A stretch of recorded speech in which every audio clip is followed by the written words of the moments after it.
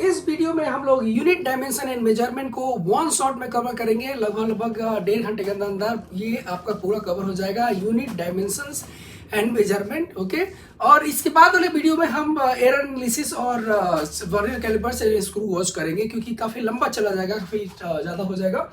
ठीक है, तो स्टार्ट यहाँ पे देखिए क्या क्या हम करेंगे आज की इस वीडियो में, क्या क्या आपको कवर हो जाएगा आपका। सबसे पहले तो एक यूनिट हो जाएगा, यूनिट। ओके, यूनिट जो है, यूनिट क्या है और यूनिट कैसे निकालते हैं, और कुछ हम एग्जांपल्स भी देखेंगे, तो एग्जांपल्स के साथ साथ हम इसको करते जाएंगे। ओके, यूनिट इनके यहाँ पे। और दूसरा जो है डायमेंशंस, जो है ना, डायमेंशंस क्या है, डायमेंशंस एंड डायमेंशनल फॉर्मूला के बारे में बात करेंगे। डायमेंशनल फॉर्मूला यहाँ पे होगा।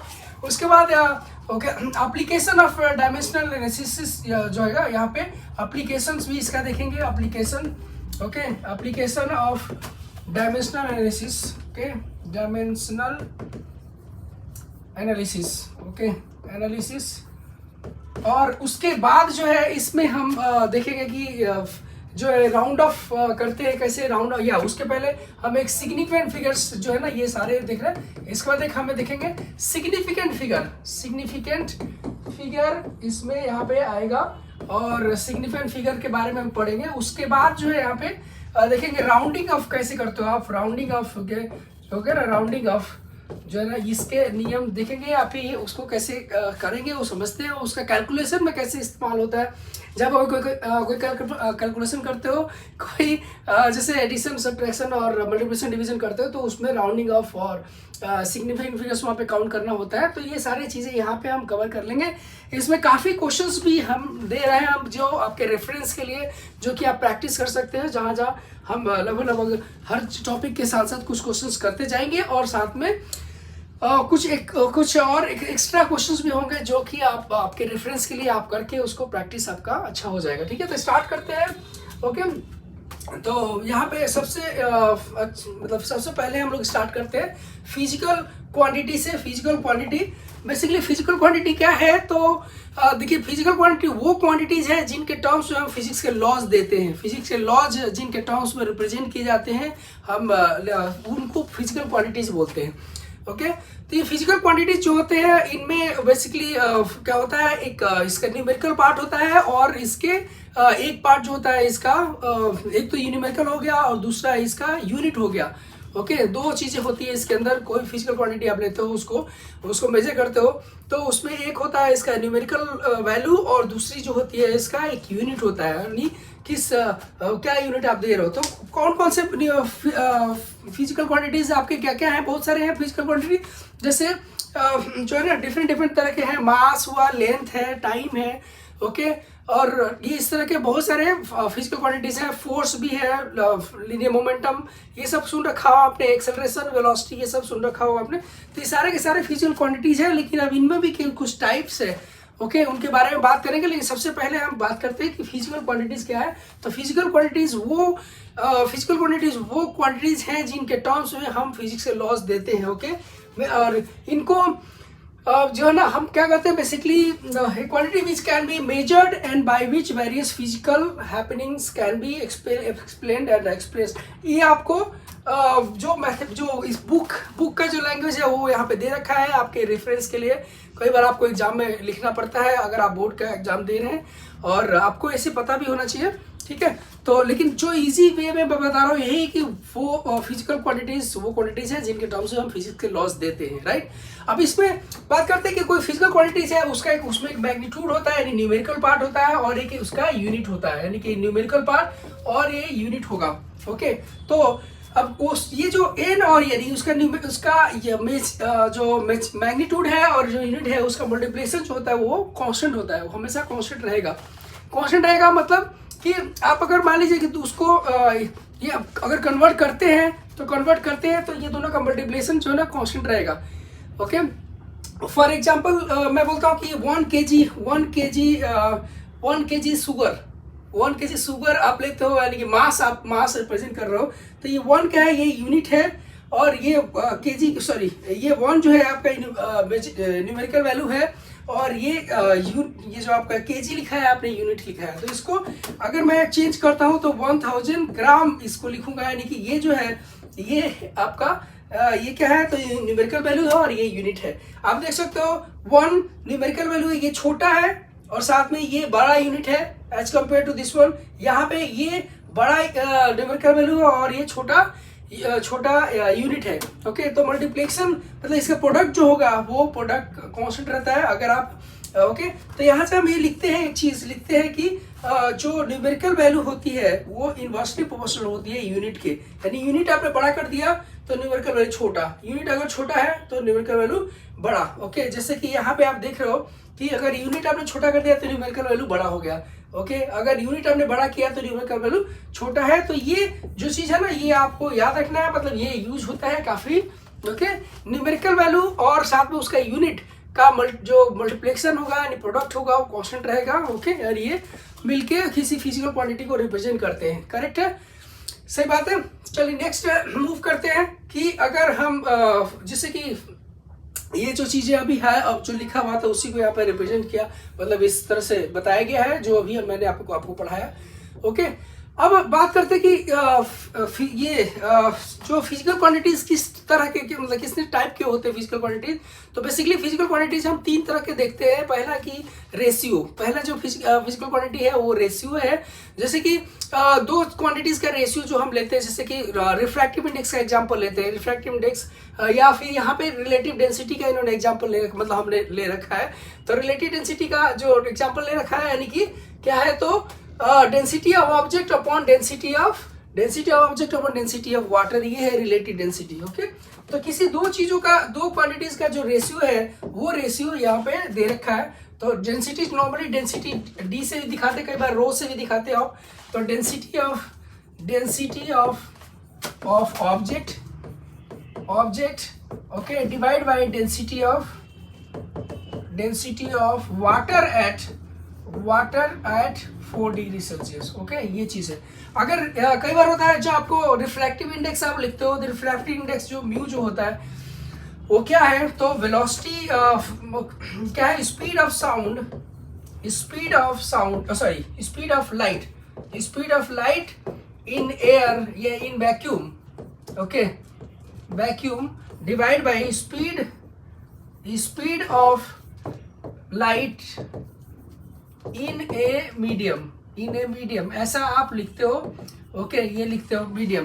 तो म्यू जो है बेसिकली देखिए यहाँ पे भी स्पीड है, यहाँ पे भी स्पीड है, बेसिकली रेशियो है। तो इस तरह क्वांटिटीज होते हैं। ओके, तो सेकंड जो है क्वांटिटी वो हम लिखते हैं, क्या होता है, स्केलर क्वांटिटी होती है, scalar quantity. Okay, scalar quantity क्या है, तो वो क्वांटिटी जिनको रिप्रेजेंट करने के लिए सिर्फ मैग्नीट्यूड एनफ है, मैग्नीट्यूड से ही अब उसके बारे में आप इन्फॉर्मेशन पूरा इन्फॉर्मेशन आप दे सकते हो उसकी। ठीक है ना। फॉर एग्जांपल मैं बोलता हूँ कि जैसे कि 1 kg शुगर की बात करना है, तो 1 kg शुगर यानी 1 kg बोल दिया तो उस मतलब पूरा मैग्नीट्यूड आपने दे दिया, तो उससे उसके बारे में पता चल गया। ओके, अभी 1 kg शुगर किस डायरेक्शन में है ये नहीं पता, ये जो बताने की जरूरत नहीं है, डायरेक्शन की यहाँ पे जरूरत नहीं होती है, सिर्फ मैग्नीट्यूड से ही आपको पता चल जाता है कि ये मतलब मैग्नीट्यूड से ही आपको पता चल जाएगा इसके बारे में, यानी पूरी इन्फॉर्मेशन सिर्फ उसके मैग्नीट्यूड से पता चल जाएगा। जैसे लेंथ की बात करें तो 1 मीटर जो है किसी का लेंथ मैं बोलता हूँ कि 1 मीटर है, तो 1 मीटर है तो यानी कि ये आपका सिर्फ मैग्नीट्यूड दिया है, उसी मैग्नीट्यूड से ही आपको पता चल रहा है। ओके, मैग्नीट्यूड या 1 आवर टाइम की बात करें और 1 आवर, तो ये इस डायरेक्शन में है, इस डायरेक्शन की जरूरत नहीं है, डायरेक्शन बताने का जरूरत नहीं है। ये स्केलर क्वांटिटीज है। ओके, क्या क्या स्केलर क्वांटिटीज के एग्जांपल है, तो लेंथ है, ओके, लेंथ है, टाइम, मास, ओके, ये सारे स्केलर क्वांटिटीज है, राइट। तो ये उसके अलावा भी और भी क्वांटिटीज हैं, जैसे करंट भी स्केलर क्वांटिटी है और टेम्परेचर भी स्केलर क्वांटिटी है। तो ये बहुत सारे स्केलर क्वांटिटीज है जो यहाँ पे मैं दे रहा हूँ, ठीक है, एग्जांपल के तौर पे। उसके बाद नेक्स्ट आता है कि वेक्टर क्वांटिटी। वेक्टर क्या है, तो मैग्नीट्यूड एंड डायरेक्शन दोनों होने चाहिए इसमें, दोनों। ओके, लेकिन साथ में एक और चीज है, वेक्टर को हम कैसे डिफाइन करते हैं, वेक्टर को प्रिसाइसली यहाँ पे तो बहुत आसानी से आप बोल सकते हो, बहुत आसानी से, क्योंकि हम स्टार्टिंग ऑफ द चैप्टर अगर है तो स्टार्टिंग ऑफ द चैप्टर के शुरू में अगर पढ़ रहे हो तो हम बहुत सिंपल में बोल देते हैं कि वेक्टर क्या है। वेक्टर ऐसी क्वांटिटी जिसमें मैग्नीट्यूड एंड डायरेक्शन दोनों हो, लेकिन इसका बिल्कुल करेक्ट डेफिनेशन अगर चाहिए तो करेक्ट डेफिनेशन ये है कि वो क्वांटिटी जिसमें मैग्नीट्यूड एंड डायरेक्शन तो हो, साथ में ये वेक्टर लॉ ऑफ एडिशन को फॉलो करता हो, ठीक है ना। डायरेक्ट क्या है इसमें, तो मैग्नीट्यूड होना चाहिए, मैग्नीट्यूड एंड डायरेक्शन हो, और इसके साथ साथ ये वेक्टर लॉ ऑफ एडिशन को फॉलो करता हो, ठीक है ना। वो follows vector law of addition, okay. Vector law of addition को, वेक्टर लॉ एडिशन क्या है, तो भाई ट्राइंगल लॉ भी वेक्टर लॉ है, ट्राइंगल लॉ ऑफ एडिशन भी वेक्टर लॉ, वो भी एडिशन के लिए यूज होता है। तो बेसिकली ये चीज़ अगर आपने लास्ट मतलब आपने ऑलरेडी वेक्टर पढ़ लिया हो, उसके बाद अगर पढ़ रहे हो तो कोई तब आपको ज़्यादा समझ में आएगा, अदरवाइज लेकिन ये यहाँ से इतने से ही आप रख सकते हो। लेकिन कुछ भी है, आपको अगर करेक्ट डेफिनेशन की बात कर रहा हूँ तो ये डेफिनेशन ये भी ऐड करना पड़ेगा, क्योंकि देखिए करंट जो है ना, करंट भी जो है किसी एक पर्टिकुलर डायरेक्शन में चलता है।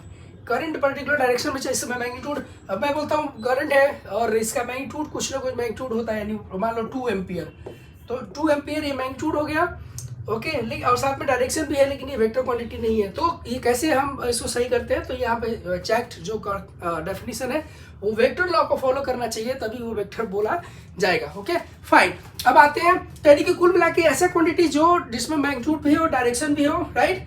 अब अगला जो चीज़ है वो एक से एग्जाम्पल के बारे में, तो एग्जाम्पल कौन कौन से हैं, तो वेलोसिटी हुआ, डिस्प्लेसमेंट हुआ, फोर्स है, ये लीनियर मोमेंटम है, लीनियर मोमेंटम, ओके। तो इसका डायरेक्शन क्या है, मैं बोलता हूँ फोर्स 2 न्यूटन का फोर्स लगाया आपने, तो 2 न्यूटन का फोर्स लगाया, इसमें डायरेक्शन बताना जरूरी है कि आपने किस तरफ लगाया। सपोज करके मैं यहाँ पे फोर्स लगा रहा हूँ 2 न्यूटन का, तो 2 न्यूटन का फोर्स आपने किस डायरेक्शन में लगाया, ओके। तो इस डायरेक्शन में लगाया, डायरेक्शन आपको स्पेसिफाई करना जरूरी है, ओके। यहाँ पे अब सपोज करके मैं ऐसे बोला जाए कि मैं 5 न्यूटन के फोर्स से मैं प्रेस कर रहा हूँ किसी सरफेस को, तो डायरेक्शन आपको बताना जरूरी है कि आप जो प्रेस कर रहे हो तो पर्टिकुलर डायरेक्शन में फोर्स लगा रहे हो।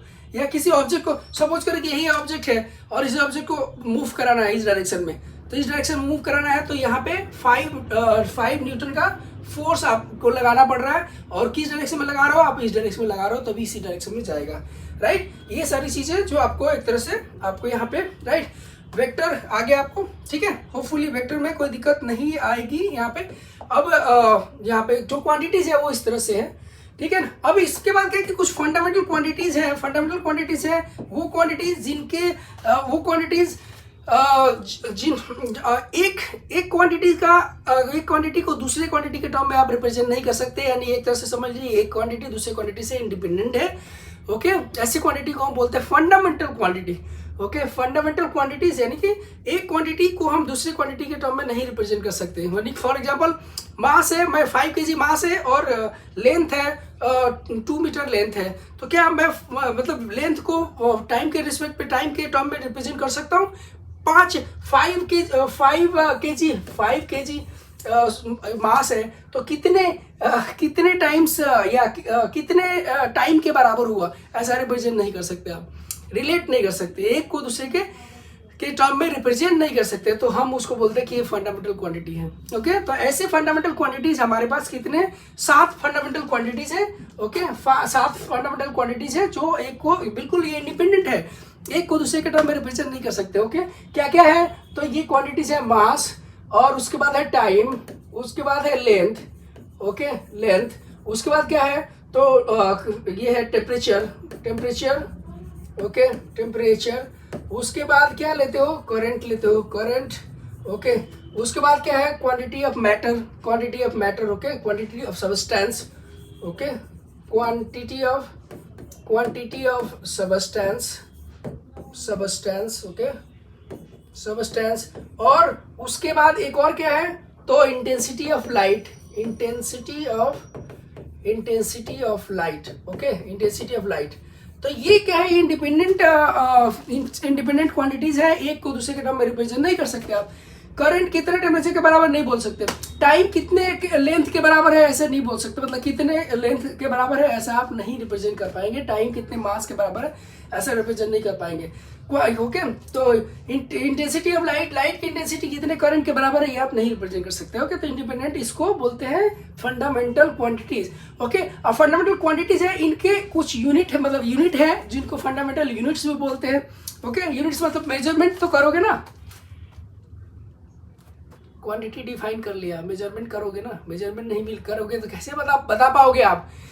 ओके, मेजरमेंट अगर आप नहीं करते कैसे बता पाओगे? कोई कैसे समझेगा कि भाई कितने अमाउंट के बारे में बात कर रहा है, कितना किसके बारे में बात कर रहा है, कितना उसकी वैल्यू कितनी है क्या?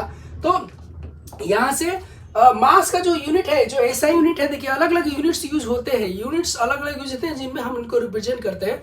तो अलग अलग यूनिट्स है क्या है, तो इसके ऐसा यूनिट की बात कर रहा हूँ यहाँ पे, केजी है, इसका सेकेंड है, इसका मीटर है, और इसका केल्विन है, और इसका एम्पियर है, और इसका मोल है। ओके, मोल है। उसके बाद यहाँ पे ये कैंडिला है। ओके, कैंडिला है। तो ये सारे क्या है, ये फंडामेंटल यूनिट्स है, इसके फंडामेंटल क्वांटिटीज के यूनिट्स को फंडामेंटल यूनिट्स बोलोगे, ठीक है। तो ये चीज है। अब इनके टर्म में हम क्या करते हैं कि कुछ क्वांटिटीज को, ये जो क्वांटिटीज है फंडामेंटल क्वांटिटीज, ओके, इनके टर्म में हम कुछ क्वांटिटीज को डिराइव मतलब रिप्रेजेंट करते हैं। सपोज करके वेलोसिटी की बात करें, ओके, वेलोसिटी, तो वेलोसिटी क्या होगा, वेलोसिटी डिस्प्लेसमेंट अपॉन टाइम, ये हम करेंगे, ठीक है ना, डिस्प्लेसमेंट अपॉन टाइम। तो this is s by T, इस तरह से रहेगा। ओके, डिराइव क्वांटिटी, और मतलब कि देखिए इसमें दो टर्म्स आ गए। ये कौन सा है, लेंथ का फंडामेंटल क्वांटिटी, ये कौन सा है, टाइम का फंडामेंटल क्वांटिटी। ओके, तो इनके टर्म में हमने इसको रिप्रेजेंट किया। ओके, इसी तरह से अगर हम आप रिप्रेजेंट करें कि सपोज करें कि फोर्स की बात करें, तो फोर्स बात करेंगे तो फोर्स क्या होगा, मास इनटू एक्सेलरेशन। ओके, अब एक्सेलरेशन को भी लिखेंगे अगर फर्दर, तो मास इनटू एक्सेलरेशन कितना है, तो एक्सेलरेशन है मीटर पर सेकेंड स्क्वायर, यानी कि डिस्प्लेसमेंट अपॉन टाइम का स्क्वायर, तो देखिए ये भी फंडामेंटल क्वांटिटी, ये भी फंडामेंटल क्वांटिटी, ये भी फंडामेंटल, बेसिकली लेंथ है ये। तो इसको चाहो तो आप लेंथ लिख सकते हो, लेंथ एक्चुअल तो होता है डिस्प्लेसमेंट, लेकिन अगर मैं फंडामेंटल क्वांटिटी लिखना चाहूँ तो ये लेंथ, यहाँ पे लेंथ आ जाएगा अपॉन ये। ओके, तो आप देख सकते हो कि ये क्वांटिटी इन फंडामेंटल क्वांटिटीज के टर्म में रिप्रेजेंट किया गया है, इसलिए इसको डेराइव क्वांटिटी बोलते हैं। ओके, अब इनके यूनिट्स आप निकाल सकते हो, अगर फंडामेंटल क्वांटिटी के यूनिट्स पता है तो इनके यूनिट्स आप निकाल सकते हो। कैसे यूनिट निकाल सकते हो भाई, तो ये इसका मास का यूनिट लिख लीजिए, क्या है, केजी, और इसका मीटर है, और इसका सेकेंड, ओके, सेकेंड का स्क्वायर, तो ये यूनिट हो जाएगा। मतलब फंडामेंटल क्वांटिटीज के यूनिट्स आप यहाँ पे पुट करते जाएंगे तो इसका यूनिट निकल आएगा। ओके, यूनिट ऑफ फोर्स यानी कि unit of derive quantities, correct है, fundamental quantities and derive units. Okay, तो ये यूनिट्स मिल जाएंगे आपको। इसी तरह से जो कोई बहुत सारे क्वांटिटीज के बारे में आप निकाल सकते हैं। तो ये है बस पूरा यूनिट जो हम करते हैं, यूनिट जो पढ़ते हैं, बस इतना ही तक है। अब इसमें क्या करेंगे, आपके पास कुछ फॉर्मूले याद होने चाहिए। अब लोग सर क्वेश्चंस में तो ऐसे आता है वैसे आता है, तो इसलिए भाई बेसिकली क्या करना है, कुछ यूनिट्स के, अगर सिर्फ यूनिट्स की बात करूँ तो इतना तक है बस, इससे ज़्यादा नहीं है यूनिट्स में, ठीक है। अब इसके बाद क्या करना है, कुछ फॉर्मूले आपको याद करने पड़ेंगे। याद क्यों करने पड़ेंगे भाई, अगर मैं शुरुआत कर रहे हो आप, स्टार्टिंग मान लो आप 11th के स्टूडेंट्स हो, तो 11th के स्टूडेंट हो तो ये बहुत सारे फॉर्मूले अभी आपके आने वाले हैं, 11th में, 12th में आएगा, 12th के लास्ट तक आएगा। ओके, लेकिन शुरू में आप उसको कुछ याद करना पड़ेगा। याद करेंगे तो फिर आप आराम से कर सकते हो। कई जगहों पे फॉर्मूले दिए रहते हैं, और कई जगहों क्या है कि आपको खुद से याद रख के उसको करना पड़ता है, ठीक है ना। तो यहाँ पे मैं बोलता हूँ कि सपोज करिए कि यहाँ पे ठीक है, हमें कुछ के निकालने हैं, ठीक है ना, तो ठीक है। अच्छा, एक और चीज़ है, इसके आगे हम देखते हैं कि सिस्टम ऑफ यूनिट्स क्या है। सिस्टम ऑफ यूनिट्स, ठीक है, सिस्टम ऑफ यूनिट्स देखिए अलग अलग कंट्री में मतलब बहुत सारे ऐसे कंट्रीज हैं जिनमें अलग अलग सिस्टम चलता है, ठीक है।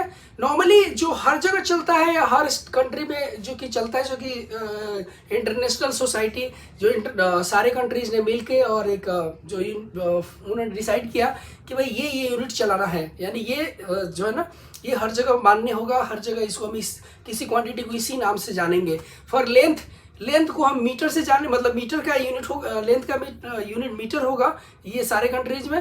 तो ये एक डिसाइड किया गया, मतलब जो है ना ऑर्गेनाइजेशंस है, वो ऑर्गेनाइजेशंस अलग अलग ऑर्गेनाइजेशंस हैं, उन्होंने ये डिसाइड किया है। लेकिन फिर भी तो मतलब उस सिस्टम को हम बेसिकली क्या बोलते हैं, एसआई यूनिट बोलते हैं, और ये ज़्यादातर हम चलता है, ठीक है। इसके अलावा लेकिन क्या है कि बहुत सारे कंट्रीज हैं जिनके उनके पास हजार मतलब सैकड़ों साल से उनके पास यूनिट्स चलते आए हैं, वो मेजरमेंट जिनमें करते आए हैं, यानी उनके यहाँ स्टार्टिंग में जो नाम दे दिया गया वो अभी भी उनके यहाँ चलते आ रहे हैं, तो वो उसको फॉलो करते हैं, इसको फॉलो करते हैं। लेकिन साथ साथ ये ही मतलब उनके जो नॉर्मल पब्लिक है, वो नॉर्मल पब्लिक के जो ना उनके दिमाग में यही बसा है कि भाई ये इस तरह से मेजरमेंट करना है। तो ये कुछ सिस्टम उनके चलते हैं, जिससे सीजीएस यूनिट है जो, तो इसमें होता क्या है बेसिकली, एक को हम दूसरे के में कन्वर्जन करते हैं, एक को दूसरे में कन्वर्जन करते हैं। ओके, सपोज करिए यहाँ पे सी है तो सेंटीमीटर, और ये जी है तो ग्राम, और एस है तो second, M K S metre, K G second, F P S foot, pound और सेकेंड। ओके, ये ऐसा यूनिट है। तो सपोज करके देखिए, मेरे पास एक ऑब्जेक्ट है, मैंने यहाँ पे सपोज करके आपका जो है किसी दूसरे कंट्री में क्या चल रहा है, तो चल रहा है भाई सीजीएस यूनिट। ओके, तो मैं बोलता हूँ भाई ये पेन है, और ये पेन कितना है, मैं ऐसा यूनिट फॉलो कर रहा हूँ, तो ऐसा यूनिट में मास का यूनिट होता है केजी। तो मैंने बोला ये 1 केजी का है भाई, भारी मान लो कि कोई मेटल का है ये। ओके, सपोज कर लिया कि ये मेटल का है, 1 केजी का, बहुत ही भारी है, और ये मेटल।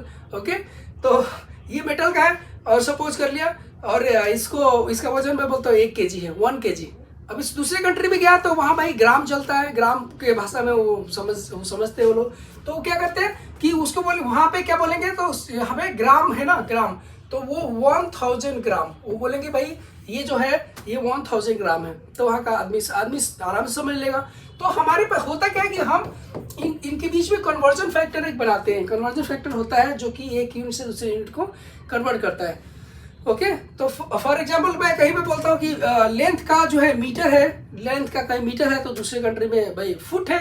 ओके, कहीं पे क्या है, फुट है। देखिए, तो फुट कितने मीटर के बराबर होगा, तो कन्वर्जन हम कन्वर्ट करते हैं कन्वर्जन फैक्टर लगा के, राइट। तो अलग अलग सिस्टम है, अलग अलग सिस्टम। सपोज करके आपने खुद का एक आपने सिस्टम बनाया, वो बोला कि भाई ये जो आप ऐसा यूनिट पे जो है इसको 1 केजी बोल रहे हो, उसको मैं बोलूँगा कि 200 अपना यूनिट, 200 अपना यूनिट। तो बेसिकली कन्वर्जन फैक्टर आपको देना पड़ेगा, मतलब कि इसको भाई इसको 1 केजी को कन्वर्ट किया अपना यूनिट में, तो वो 200 अपना यूनिट हो जाएगा। तो बेसिकली उसमें रिलेशन आपको बताना पड़ेगा, वही रिलेशन से, जैसे ये रिलेशन दिया मैंने कि 1 केजी 100 ग्राम, सॉरी 1000 ग्राम के बराबर है। तो ये रिलेशन हमने दिया है यहाँ पे। उसी तरह से रिलेशन अगर आपको पता होता है तो हम एक दूसरे से दूसरे में कन्वर्ट कर लेते हैं, राइट, दूसरे में कन्वर्ट कर लेते हैं, राइट। अब इसके बाद जो है ना, इसके अलावा क्या होता है, जो फंडामेंटल यूनिट्स है, 7 फंडामेंटल यूनिट्स है, फंडामेंटल क्वांटिटीज है 7, और उनके यूनिट्स है उसी के कॉरस्पॉन्डिंग 7 यूनिट्स है। उसके अलावा जो ना 2 सप्लीमेंट्री यूनिट्स भी हैं, 2 सप्लीमेंट्री यूनिट्स हैं। वो क्या क्या है, तो एक तो सॉलिड एंगल, मतलब एक तो सॉलिड एंगल है, और दूसरा है प्लेन एंगल। नॉर्मली जो हम लोग शुरू से बचपन से जो एंगल मेजर करते आ रहे हैं उसको प्लेन एंगल बोला जाता है। प्लेन एंगल यानी कि 2 लाइंस, मतलब 2 रेज के बीच में जो एंगल आती है ये एंगल। ओके, यानी 2 रेज के बीच में जो एंगल आती है वो सॉलिड, ये प्लेन एंगल होता है। और 2 इसके बीच में, 2 पूरा सरफेस के बीच में। फॉर एग्जांपल मैं बोलता हूँ कि मैं आपको बताने के लिए एक एग्जांपल ले लेता हूँ। सपोज करिए कि ये है, अब ये है, तो इसका मैं क्या करता हूँ, इसको इस तरह से मैंने इसको इस तरह से बना दिया, ठीक है ना, ये देख रहे हो आप, इस तरह से दिख रहा होगा। अब ये यहाँ पे ये जो एंगल है, यहाँ पे इतना सरफेस जो है, ये इतना सरफेस, यानी ऐसे बोलो कि ये पूरा ये सरफेस पूरा क्या कर रहा है, ये सरफेस इस पॉइंट पे जो एंगल बना रहा है, पॉइंट मतलब कि इस सरफेस के सारे पॉइंट्स को मैंने यहाँ जोड़ दिया, इस पॉइंट को जोड़ दिया है, जोड़ दिया। तो ये जो एंगल बना रहा है, ये वाला एंगल, ये वाला क्या है एंगल, ये है सॉलिड एंगल, ये है सॉलिड एंगल, राइट। तो ये सॉलिड एंगल, उसका जो यूनिट होता है वो स्टेरेडियन होता है, और प्लेन एंगल का रेडियन होता है। ओके, होपफुली नेक्स्ट चलते, मतलब एक स्फीयर जो होता है, सॉलिड स्फीयर वो अपने सेंटर पे कितना सॉलिड एंगल सबटेंड करता है, 4 पाई का, ठीक है, 4 पाई का। ऐसा ही अब उसके बाद देखते हैं कि प्रीफिक्स क्या क्या होता है। जैसे कि कई बार होता है कि आपको एक ये हम चार्ट याद रखते हैं कि milli centi decimetre deca hecto kilometre, okay, milli centi decimetre deca hecto kilometre. तो वो जो है ना, जो बेसिकली मीटर आपके पास है, मीटर है, ओके, मीटर है, ये यूनिट तो है ऐसा यूनिट। अब इसके पहले हम क्या करते हैं, कुछ हम लगा देते हैं, कुछ यूनिट्स, मतलब कि कुछ प्रीफिक्स लगाते हैं इसकी क्वांटिटी को दिखाने के लिए। इसके पहले जो है ना, ये हम कुछ क्वांटिटी यहाँ इसके पहले लगा देते हैं, मिली। अब देखिए मिली लगा दिया, milli centi deci metre, okay, metre. तो ये मीटर तो है ही ऑलरेडी। तो ये हम क्या करते हैं कि बेसिकली कुछ जो है ना, कुछ इसके पहले, यानी कि जब यहाँ पे भी मीटर है, तो मीटर के पहले हम इसको लगा दिया, मतलब ये प्रीफिक्स लगा दिया, इसको बोलेंगे प्रीफिक्स। और ये प्रीफिक्स जो लगाएंगे यानी कि 10⁻³ 10⁻², 10⁻1, ओके। इसी तरह से यहाँ पे डेका हेक्टा किलोमीटर, 10, उसके 10 का पावर 1, उसके बाद हेक्टा, ओके। तो हेक्टा ये लिखेंगे तो 10⁻³ hecto kilometre, okay, hecto kilometre. इस तरह से हम करेंगे। तो ये बेसिकली उसी क्वांटिटी को अलग अलग दिखाने के लिए हम नॉर्मली ऐसा करते हैं, राइट। तो चलते हैं इसके आगे, देखते हैं कि क्या है, ठीक है ना। इसके आगे हम थोड़ा देख लेते हैं इसको। तो डायमेंशन हम, अच्छा, अब इसके ऊपर कुछ क्वेश्चंस वगैरह देख लेते हैं, कुछ एग्जांपल्स देख लेते हैं कि क्या क्या एग्जांपल्स हम कर सकते, मतलब करते हैं, तो किस तरह से यूनिट निकालते हो आप, ठीक है। तो बेसिकली कुछ के यूनिट्स आपको पता होने चाहिए, कुछ के यूनिट्स आपको याद रखने पड़ेंगे, ठीक है। याद क्या क्या रखिए, तो एक तो वेलोसिटी या स्पीड, वेलोसिटी हुआ, एक्सेलरेशन हुआ, है ना, और या फोर्स हुआ, ये फोर्स है। इनका जो है ना यूनिट्स आपको पता होने चाहिए, metre per second square, metre kg metre per second square, ये चीज़ कुछ याद रहनी चाहिए। उसी तरह से आपको कुछ 5-6 तो याद रहने चाहिए, बेसिक है। उसके बाद वर्क का याद हो जाए, या वर्क का होना चाहिए। अब आपको कोई फॉर्मूला पता है तो फॉर्मूले का इस्तेमाल करके, और आप वहाँ से फॉर्मूला का इस्तेमाल करके और आप यूनिट्स निकाल सकते हैं। For example F = G m1m2/r², ये है एक फॉर्मूला दिया है आपको। कैपिटल G का यूनिट चाहिए, कि कांस्टेंट है, यूनिवर्सल कांस्टेंट है। तो बेसिकली ये कैपिटल G का आपको यूनिट चाहिए। तो आप करेंगे क्या, तो G को एक तरफ ले आइए और बाकी को दूसरी तरफ लेके जाइए, ओके। तो ये G का यूनिट चाहिए, तो इसको यहाँ मल्टीप्लाई किया तो FR², इसको मल्टीप्लाई करोगे तो FR² होगा। और यहाँ पे तो इसको क्या करेंगे, यहाँ पे नीचे डिवाइड कर देंगे, ओके। G m1m2 होगा, तो m1m2 इसको जस्ट इस यहाँ से मल्टीप्लाई किया, और फिर इसको ये वाला जो क्वांटिटी है इस यहाँ पे जो रहता, इसको हमने यहाँ डिवाइड कर दिया, ठीक है। तो ये आसानी से ये हो गया। अब यहाँ पे देखिए इसका यूनिट जो है फोर्स का, वो फोर्स का यूनिट क्या है, तो न्यूटन है। और इसका क्या है, मीटर स्क्वायर। और इसका क्या है, केजी इंटू केजी, तो केजी स्क्वायर हो जाएगा, ओके। तो केजी स्क्वायर हो जाएगा। इसको आप फर्दर भी चाहे तो इसको चेंज कर सकते हैं। फर्दर कैसे चेंज कर सकते हैं, न्यूटन को हम लिख सकते हैं केजी में, मीटर में, ओके। तो इसको क्या होगा, इसका अगर हम केजी को अगर लिखना चाहते हैं, तो मतलब न्यूटन को लिखना चाहते हैं, KG metre per second square, ये तो इसका है, इंटू मीटर का square divide by KG, okay. तो ये आएगा, और राइट, तो यहाँ पे केजी स्क्वायर है ना, ये केजी स्क्वायर, तो इसका ये वाला कट जाएगा, और यहाँ पे जो है ये इस तरह से आ जाएगा। ये तो कितना आ जाएगा, केजी मीटर, तो यहाँ पे metre square, metre cube by kg into second square, kg into second, okay. तो दिस इज जी, करेक्ट है, ये दिस इज जी, ये आएगा। तो जी का जो आएगा metre cube upon kg into second square, ये आ जाएगा आपका, ठीक है। कोई और भी आप एग्जांपल लेना चाहे तो ले सकते हैं इस तरह के यूनिट्स में। अब सिंपल सा है, सपोज करो कि क्या ले लूँ मैं, कुछ भी आप ले लो। सपोज करो आपको कोई दे रखा है, क्या दे रखा है भाई, कुछ भी ले लो भाई, टॉर्क का ले लो। टॉर्क = R×F लिखते हो, तो RF sin थीटा ऐसे लिखते हो। अब ये टॉर्क है, टॉर्क यानी कि जो है ना, यहाँ पे इसका यूनिट डाल दीजिए, इसका मीटर और इसका न्यूटन, तो न्यूटन डालेंगे, और इसका कोई यूनिट नहीं होता, साइन थीटा का कोई यूनिट नहीं होगा, ओके।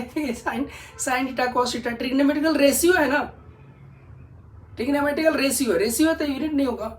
ओके, तो अब इसका क्या करेंगे, मीटर इंटू न्यूटन का लिख देंगे आप kg metre per second square, kg, तो kg into metre square by second square, इस तरह से आप यूनिट, बस फॉर्मूला आपने लिख दिया और सबके यूनिट्स लिख दिए, बस हो गया आपका फाइनल यूनिट आ गया, राइट। अब ये इसका यूनिट पता है और उसके बाद फर्दर इसका यूनिट आप चाहो तो यहाँ पे लिख सकते हैं, लिखेंगे तो ये फाइनली आपका यूनिट। बहुत आसान होता है सच में, यूनिट निकालना बहुत आसान होता है, ठीक है, अगर फॉर्मूला आपको पता हो तो। और उसके अलावा नहीं, इसमें कुछ ज़्यादा प्रॉब्लम मतलब नहीं आती है, ठीक है। यहाँ पे प्रॉब्लम कोई इस तरह का सच नहीं आता है, ठीक है। कोई से भी आप निकालेंगे तो उसमें ये चीज़ ठीक है आपको आ जाएगा, आराम से आ जाएगा, ठीक है। तो अब ये आप चाहे तो कुछ ये तो भाई हो गया कि भाई 11th के यूनिट से सारे, 12th में भी कुछ क्वांटिटीज आती है, जैसे करंट आता है और जिसे उसमें अलग अलग चीज़ें आती है, करंट्स है या रेजिस्टेंस है, ओके, रेजिस्टेंस है, तो उनके भी क्वांटिटीज उनके भी निकाल सकते हो आप, आसानी से निकाल सकते हो, ठीक है। यूनिट्स सेम मेथड लगाना है आपको, कोई नया चीज़ नहीं करना है आपको, ठीक है। तो फॉर एग्जांपल अब मतलब नेक्स्ट अब मूव करते हैं, इसके अलावा तो dimensions of a physical quantity, ठीक है, dimension of a physical quantity, physical quantity का डायमेंशन आप कैसे निकालते हो, क्या होता क्या है डायमेंशन से, क्या होता है, क्या होता है डायमेंशंस। तो बेसिकली जब आप वो करते हो जो कोई फिजिकल क्वांटिटी को हम जब रिप्रेजेंट करते हैं, तो फिजिकल क्वांटिटी को जब रिप्रेजेंट करते हैं तो बेसिकली क्या होता है कि हम इसको जो है ना इसको फंडामेंटल यूनिट्स के पावर के ऊपर जो हम इसको रिप्रेजेंट करते हैं, तो जो फंडामेंटल यूनिट्स, जो फंडामेंटल जैसे फॉर एग्जांपल मैं बोलता हूँ कि मास को हम रिप्रेजेंट करते हैं एम से, ओके, और टाइम को रिप्रेजेंट करते हैं टी से, लेंथ को रिप्रेजेंट करते हैं, मतलब कि पूरा ये ना लिख के हम इसका एक जो है ना ये ले लिया हमने शॉर्ट वर्ड, एक मतलब शॉर्ट लेटर में इसको रिप्रेजेंट कर रहे हैं, ठीक है ना। करंट को रिप्रेजेंट करते हैं ए से, टेम्परेचर को रिप्रेजेंट करते हैं, टेम्परेचर को हम रिप्रेजेंट करते हैं थीटा से, ओके। उसी तरह से मोल को रिप्रेजेंट करते हैं, ठीक है ना, मोल को रिप्रेजेंट करते हैं एम्स, मतलब ये MOL, और उसको ठीक है ना। तो इस तरह से जो आप रिप्रेजेंट करते हैं, लाइट इंटेंसिटी को भी रिप्रेजेंट करते हैं इस तरह से। तो हम क्या करते हैं कि ये पूरा ना लिख के हम इसको शॉर्ट मतलब एक लेटर से रिप्रेजेंट करते हैं, जिससे कि बहुत बड़ा ना हो, ठीक है ना। अब इनके जो पावर्स होते हैं ना, इनके पावर, किसी भी क्वांटिटी को आप जब रिप्रेजेंट करते हो इनके टर्म में, यानी फंडामेंटल क्वांटिटी के टर्म में, तो इनके जो पावर होते हैं ना, उन पावर्स को ही हम डायमेंशंस बोलते हैं। डायमेंशंस क्या होते हैं, the powers to which fundamental quantities must be raised, power जो है ना फंडामेंटल क्वांटिटीज, ओके, उनको जो फंडामेंटल क्वांटिटीज जो होते हैं उनके पावर को ही बेसिकली हम डायमेंशंस बोलते हैं, राइट, करेक्ट है। होपफुली समझ में आया होगा। तो जैसे कि अब मैं एग्जांपल देता हूँ तो आपको समझ में आएगा। फॉर एग्जांपल मैं बोलता हूँ कि क्या है, वेलोसिटी ले लो, वेलोसिटी। और वेलोसिटी आप लिखते हो तो क्या होता है, वेलोसिटी लिखते हो तो डिस्प्लेसमेंट अपॉन टाइम लिखते हो ना, तो displacement, okay, displacement upon time लिखते हो। तो इसका यूनिट क्या लिखते हो, इसका यूनिट लिखते हो मीटर पर सेकेंड, ओके। तो ये तो हो गया भाई इसका आपने यूनिट निकाला, सबसे पहले आपने यूनिट निकाला। अब इसका जो डायमेंशन फॉर्मूला लिखना है तो क्या करना होता है, इसको कैपिटल लेटर में, सॉरी कैपिटल ब्रैकेट पे इसको कवर कर दीजिए। कैपिटल ब्रैकेट में कवर करोगे तो कैपिटल ब्रैकेट में कवर करोगे m बाई यानी मीटर पर सेकेंड, ओके। अब ये क्या है, ऊपर वाला बेसिकली लेंथ है ना, लेंथ मीटर यानी कि लेंथ रिप्रेजेंट कर रहा है तो L। उसके बाद ये क्या है, सेकेंड टाइम रिप्रेजेंट करता है तो टाइम, ओके। और ये इस तरह से इसको आप थोड़ा सा और सिंपल करेंगे तो LT-1 हो जाएगा, ओके, LT-1। होपफुली ये समझ में आ रहा होगा। तो अब ये क्या किया आपने, ये डायमेंशनल फॉर्मूला निकाला आपने, this is the dimensional formula मतलब कि आपने क्या किया, तो फंडामेंटल क्वांटिटीज के ऊपर जो पावर चढ़ाया है वो उसके फॉर्म में लिखा है, तो ये डायमेंशनल फॉर्मूला बन जाता है। बस इतना ही। डायमेंशनल फॉर्मूला का मतलब कि बेसिकली जो कोई भी क्वांटिटी लिखते हैं उसका डायमेंशनल फॉर्मूला क्या होता है, तो इसके जो फंडामेंटल क्वांटिटीज जो होते हैं ना, फंडामेंटल क्वांटिटीज, उनके पावर्स को ही हम बोलते हैं डायमेंशनल फॉर्मूला, सॉरी उनके पावर्स को ही हम बोलते हैं ये डायमेंशंस बोलते हैं, राइट। जो भी कोई भी क्वांटिटी लेते हैं उसका डायमेंशनल फॉर्मूला लिखना हो तो उसको ब्रैकेट में बड़े ब्रैकेट में क्लोज करिए और उनको जो फंडामेंटल क्वांटिटीज के पावर के टर्म में लिख दीजिए। जो पावर के टर्म में लिखते हो तो ये डायमेंशनल फॉर्मूला हो गया, राइट।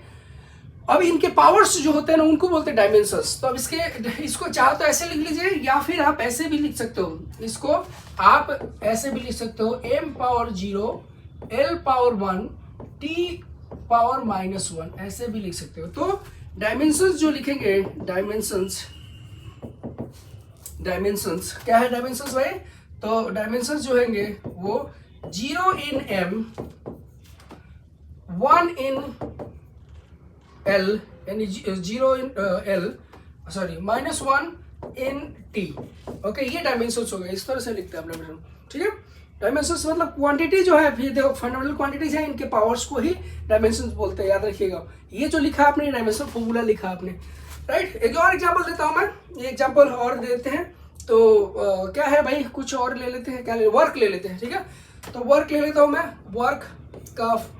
वर्क लिया तो वर्क का फॉर्मूला क्या आपको पता है,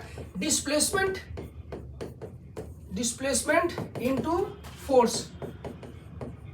बेसिकली एक्चुअल फॉर्मूला तो देखो अलग होता है। एक्चुअल फॉर्मूला क्या होता है, तो एफ एस कॉस थीटा होता है, ओके। एक्चुअल फॉर्मूला जो अगर देखोगे तो एफ डॉट एस होता है, okay. W equal to F dot S होता है, ये एक्चुअल फॉर्मूला होता है। और इसको लिखोगे तो एफ एस कॉस थीटा ऐसे होता है, ये डब्ल्यू वर्क होता है। लेकिन यहाँ पे जस्ट मैं लिख रहा हूँ।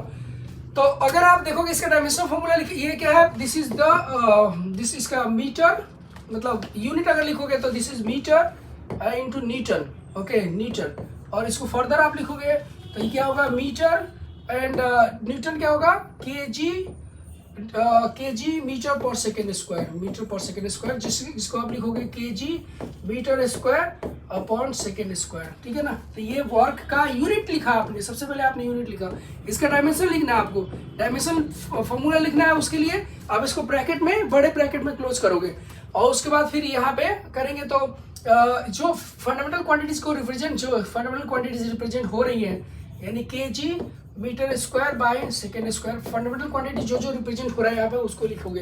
केजी क्या रिप्रेजेंट कर रहा है, मास को, है ना। केजी मास को, यानी कि मतलब केजी बेसिकली मास को रिप्रेजेंट कर रहा है। एम जो मास है वो क्या है, लेंथ को रिप्रेजेंट कर रहा है। और ये सेकेंड का स्क्वायर यानी क्या, ये टाइम का स्क्वायर। तो ये है। अब इसको थोड़ा सा फर्दर आप करेंगे तो M L square T power -2, ये है डायमेंशनल फॉर्मूला। वर्क का डायमेंशनल फॉर्मूला है M L square T -2, okay. ये डायमेंशनल फॉर्मूला है। आपको डायमेंशन चाहिए ना, डायमेंशन चाहिए आपको, है ना। तो डायमेंशन चाहिए, तो डायमेंशन आपको होगा डायमेंशन 1, इसका पावर 1 है ना, तो 1 in m 2 in l, देखिए 2 in l -2 in t, ठीक है, -2 in t, राइट। ये है इसका डायमेंशन, इसके ये है। सही है, समझ में आ रहा होगा होपफुली, कोई दिक्कत नहीं आ रही होगी इसमें, ठीक है। नेक्स्ट आते हैं, नेक्स्ट मूव करते हैं।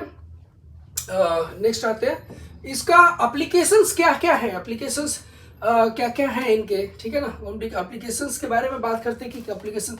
अब इसके ऊपर डायमेंशनल फॉर्मूला निकालने का कॉन्सेप्ट तो उतना ही है, बस उसको आप क्वेश्चंस कर सकते हैं। आप क्वेश्चंस में जो आप क्वेश्चंस करेंगे उसमें आसानी से आपको आ जाएगा। डिफरेंट क्वेश्चंस हो सकते हैं।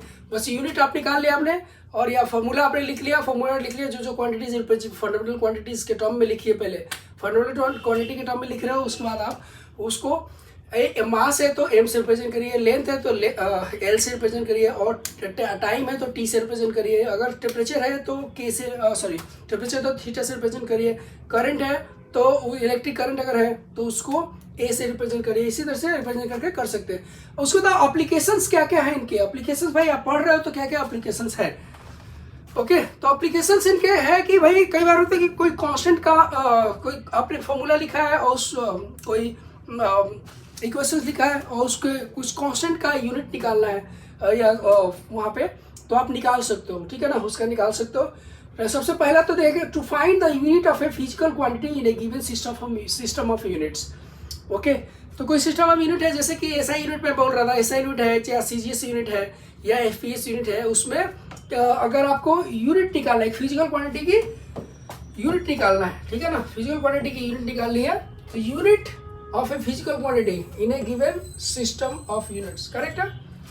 ओके, तो बेसिकली क्या है कि अगर कोई क्वांटिटी का यूनिट निकालना है तो आप यहाँ से निकाल सकते हैं। कैसे, क्या बेसिस है इसका, तो बेसिस ये है, देखिए इसको बेसिकली इसका एप्लीकेशन पढ़ने से पहले आपको एक दो चीजें बता दूं। पहला चीज तो ये है कि इक्वेशन ऑफ होमोजेनिटी यहाँ पे फॉलो होती है, सबसे मेन पॉइंट यही है इसका, ठीक है ना। ये एप्लीकेशन तो आप बहुत आसानी से समझ लोगे, लेकिन इक्वेशन आपको यहाँ पे जो कॉन्सेप्ट बेसिकली यूज होता है वो ये है कि इक्वेशन ऑफ, मतलब सॉरी क्या बोले इसको, principle of homogeneity, principle of homogeneity को यहाँ पे फॉलो किया जाता है। क्या मतलब है इसका, मतलब ये है कि दो क्वांटिटीज अगर इक्वल सेम तरह के हैं, इक्वल हैं, तभी उनको ऐड कर सकते हो। ओके, अगर इक्वल है तभी ऐड कर सकते हो, अगर इक्वल नहीं है तो वो ऐड नहीं हो सकती। ओके, या ऐसे कि अगर दो क्वांटिटी को इक्वेट किया आपने, इक्वेट किया है तो यानी इसका मतलब कि दोनों क्वांटिटीज सेम क्वांटिटी, तभी आपने इक्वेट किया है। ओके, इक्वेट किया है इसका मतलब कि दोनों क्वांटिटी सेम है, या इसका रिवर्स भी ट्रू है। ओके, दो क्वांटिटी को आपने, मतलब दो इक्वल क्वांटिटीज है, उन्हीं को आप इक्वेट कर सकते हो, यानी सेम तरह की क्वांटिटीज है तभी इक्वेट कर सकते हो, राइट। तो इसमें नेक्स्ट पॉइंट ये है कि प्रिंसिपल ऑफ होमोजेनिटी के अंदर ये पॉइंट है कि आप देखिए दो क्वांटिटीज को ऐड कर रहे हो या सब्ट्रैक्ट कर रहे हो, दो सेम है तभी आप ऐड हो, तभी ये क्वांटिटीज ऐड हो पाएंगी या सब्ट्रैक्ट हो पाएंगी। दो क्वांटिटीज ऐड या सब्ट्रैक्ट तभी हो पाएंगे जब दोनों सेम क्वांटिटीज है।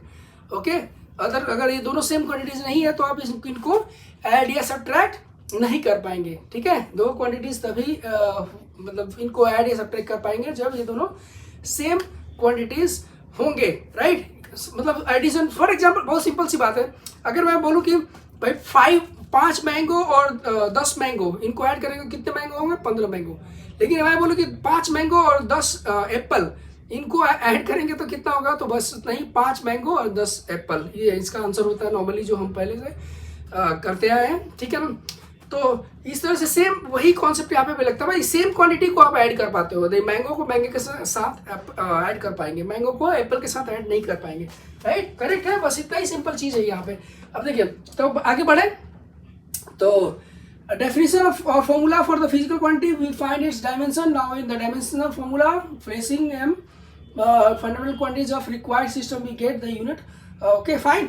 तो पहला तो ये है कि आपको find the unit of a physical quantity in a given system of units. Okay, so for example कि ये दे रखा है x equal to at plus bt. Okay, तो जहाँ पे ये दे रखा है कि x जो है वो डिस्टेंस दिखा रहा है, ओके, एंड ये किस में है, तो किलोमीटर के अंदर, ये किलोमीटर में है।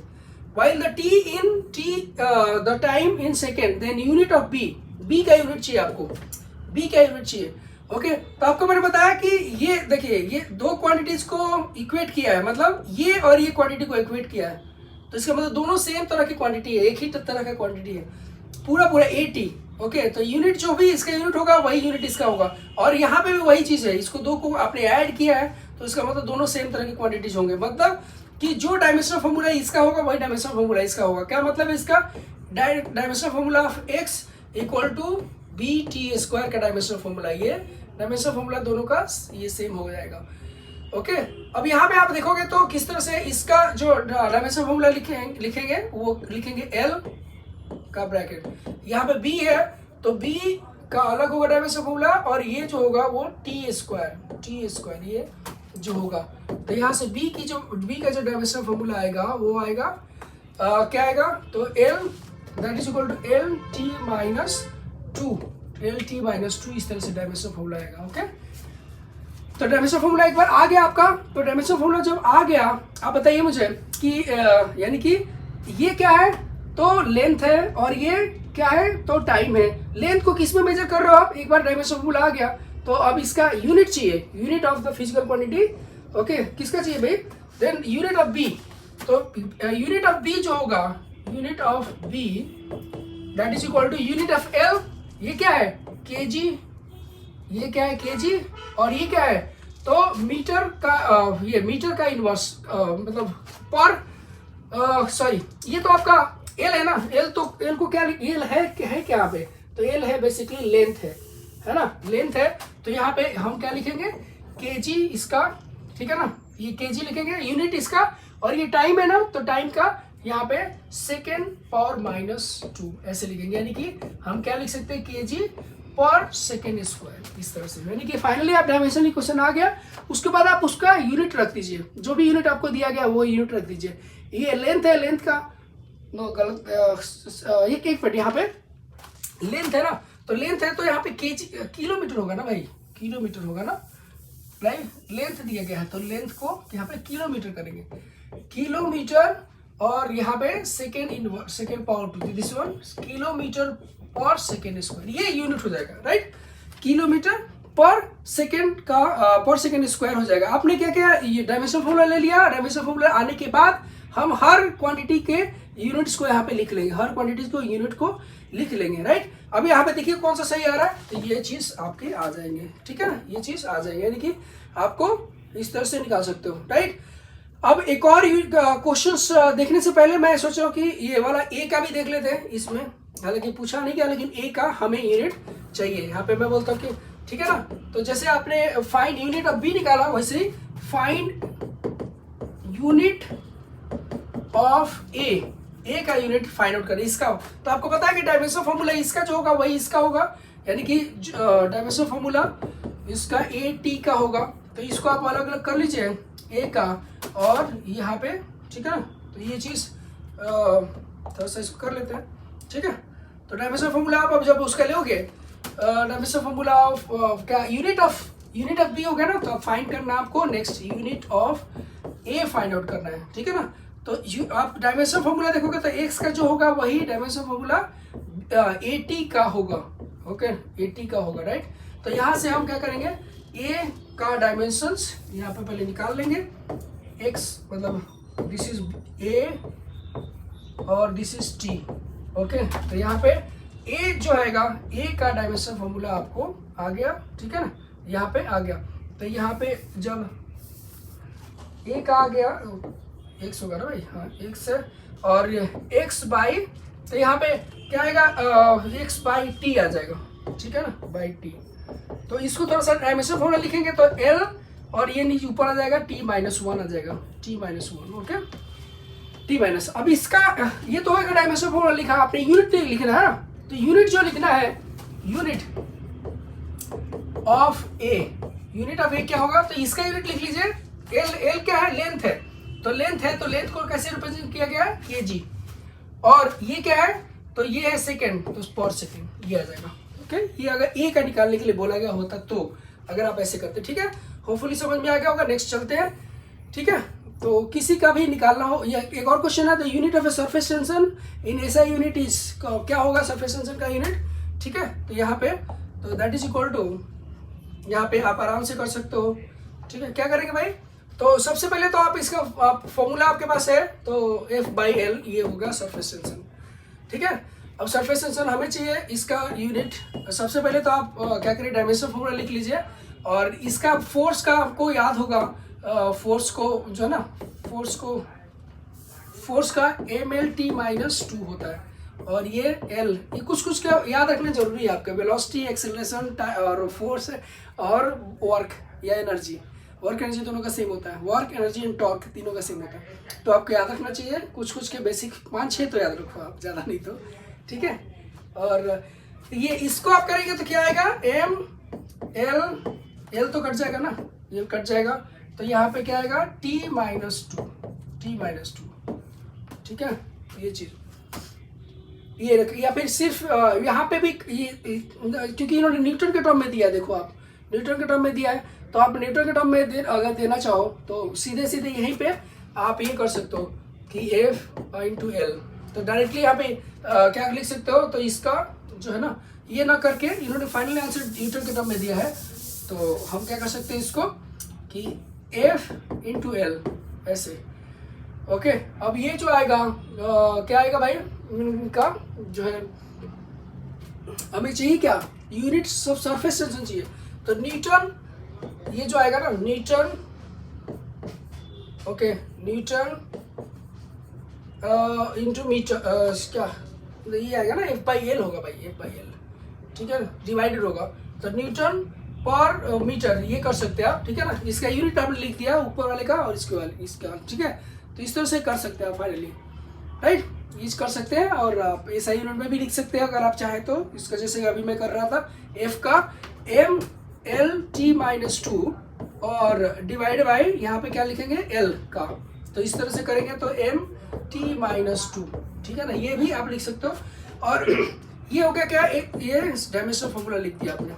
अब इसकी वैल्यू, इसका आप लिख सकते हैं क्या, kg मास, ये क्या है मास, ये m क्या है, मास है ना, तो kg, और सेकेंड है ना, तो सेकेंड पावर 2, ऐसे लिख सकते हैं, ठीक है ना, ये इसका यूनिट। ओके, वो फुली समझ में आ गया होगा। नेक्स्ट पे आते हैं, to find dimensions of physical constant और कोफिशिएंट। ओके, तो फिजिकल कांस्टेंट अगर कोई है, सपोज करिए जैसे कि आपको मैं अभी दे रहा था, मतलब फिजिक्स में बहुत सारे जो है ना, बहुत सारे कांस्टेंट्स मिलेंगे आपको। जैसे अभी हम एग्जांपल दे रहे थे ग्रेविटेशनल कांस्टेंट का, उसी तरह से बहुत सारे कांस्टेंट, जैसे कोफिशिएंट ऑफ रेस्टिट्यूशन हुआ, या कोफिशिएंट ऑफ विस्कोसिटी है। ओके, तो इस तरह से बहुत सारे कांस्टेंट मिलेंगे जिनका हमें यूनिट निकालना होता है बेसिकली। तो यूनिट निकालना हो अगर है तो, या उसका डायमेंशन निकालना है, ठीक है। तो डायमेंशन यहाँ पे फाइंड डायमेंशन निकालना है, तो डायमेंशन निकालना है तो क्या करेंगे, पहले उसका फॉर्मूला लिखेंगे।